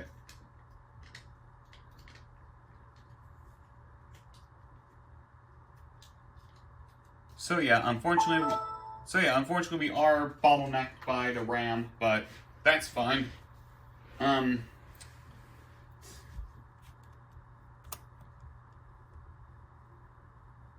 surprised it does hold a charge.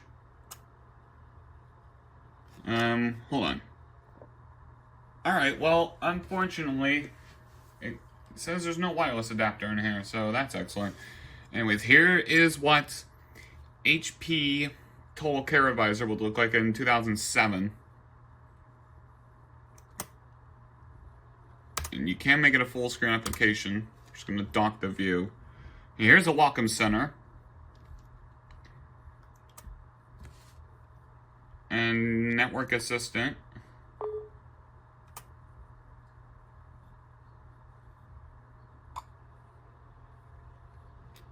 So I'm just going to try and go through this here. Alright, yeah, we're not going to be able to get internet on here. I wonder how that's going to handle with activation. Oh, well, okay. And also of note, this is a 32-bit operating system. And, yep, HP Pavilion dv6000, and there's the thing there. And experience index, Y3. Alright, we have processor 4.6, memory at 3.1. Graphics is 3.1, then gaming graphics is a 3. And then the primary hard disk is a 5.9. Alright. And we are absolutely not going to start Norton. Alright. Right here on the desktop, we have AOL. I'm actually not sure what version that is. And by the way, something of note, AOL is finally shutting down, they're finally shutting down all DSLs in September.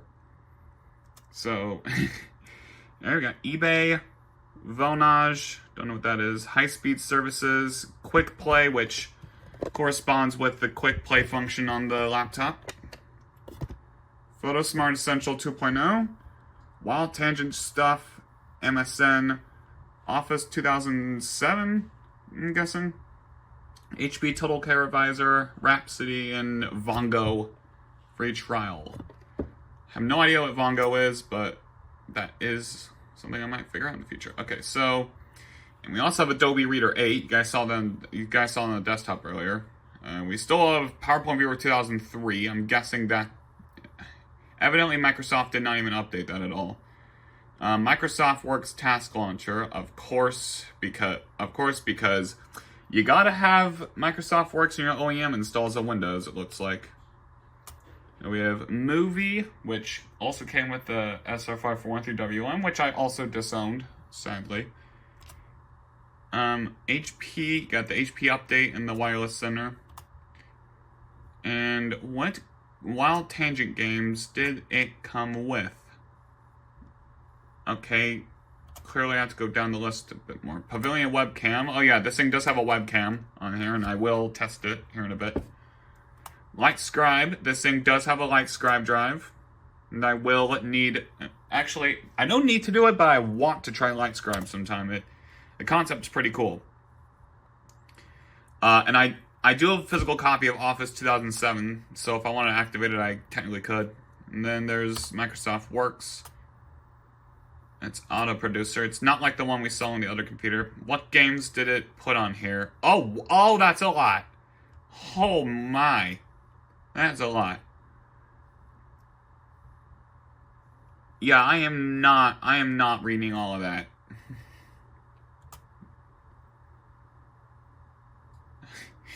And the start menu froze. Okay, that's excellent. Norton, we already...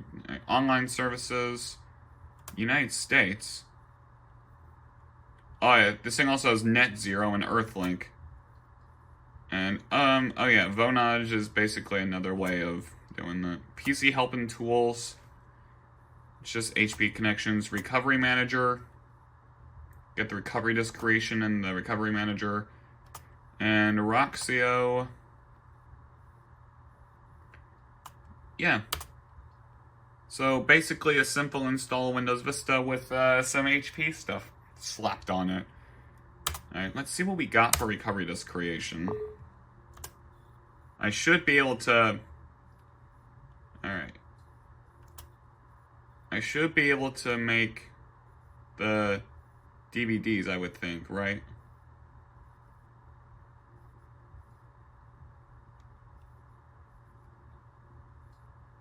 Oh, and we have the Yahoo taskbar at the bottom for some reason. Under it, that's, Oh yeah, Yahoo search. That's part of the help and support thing. Anyway, I'm just gonna go ahead and, kill the process. Okay, maybe not. Program is not responding. Oh yeah. So not responding. Application stop thanks CD creator is not responding. Alright, well, cool. All right. Finally, we can call it a video. So, thank you all for watching this descent into utter chaos, getting to this point, and I will see you all in the next video.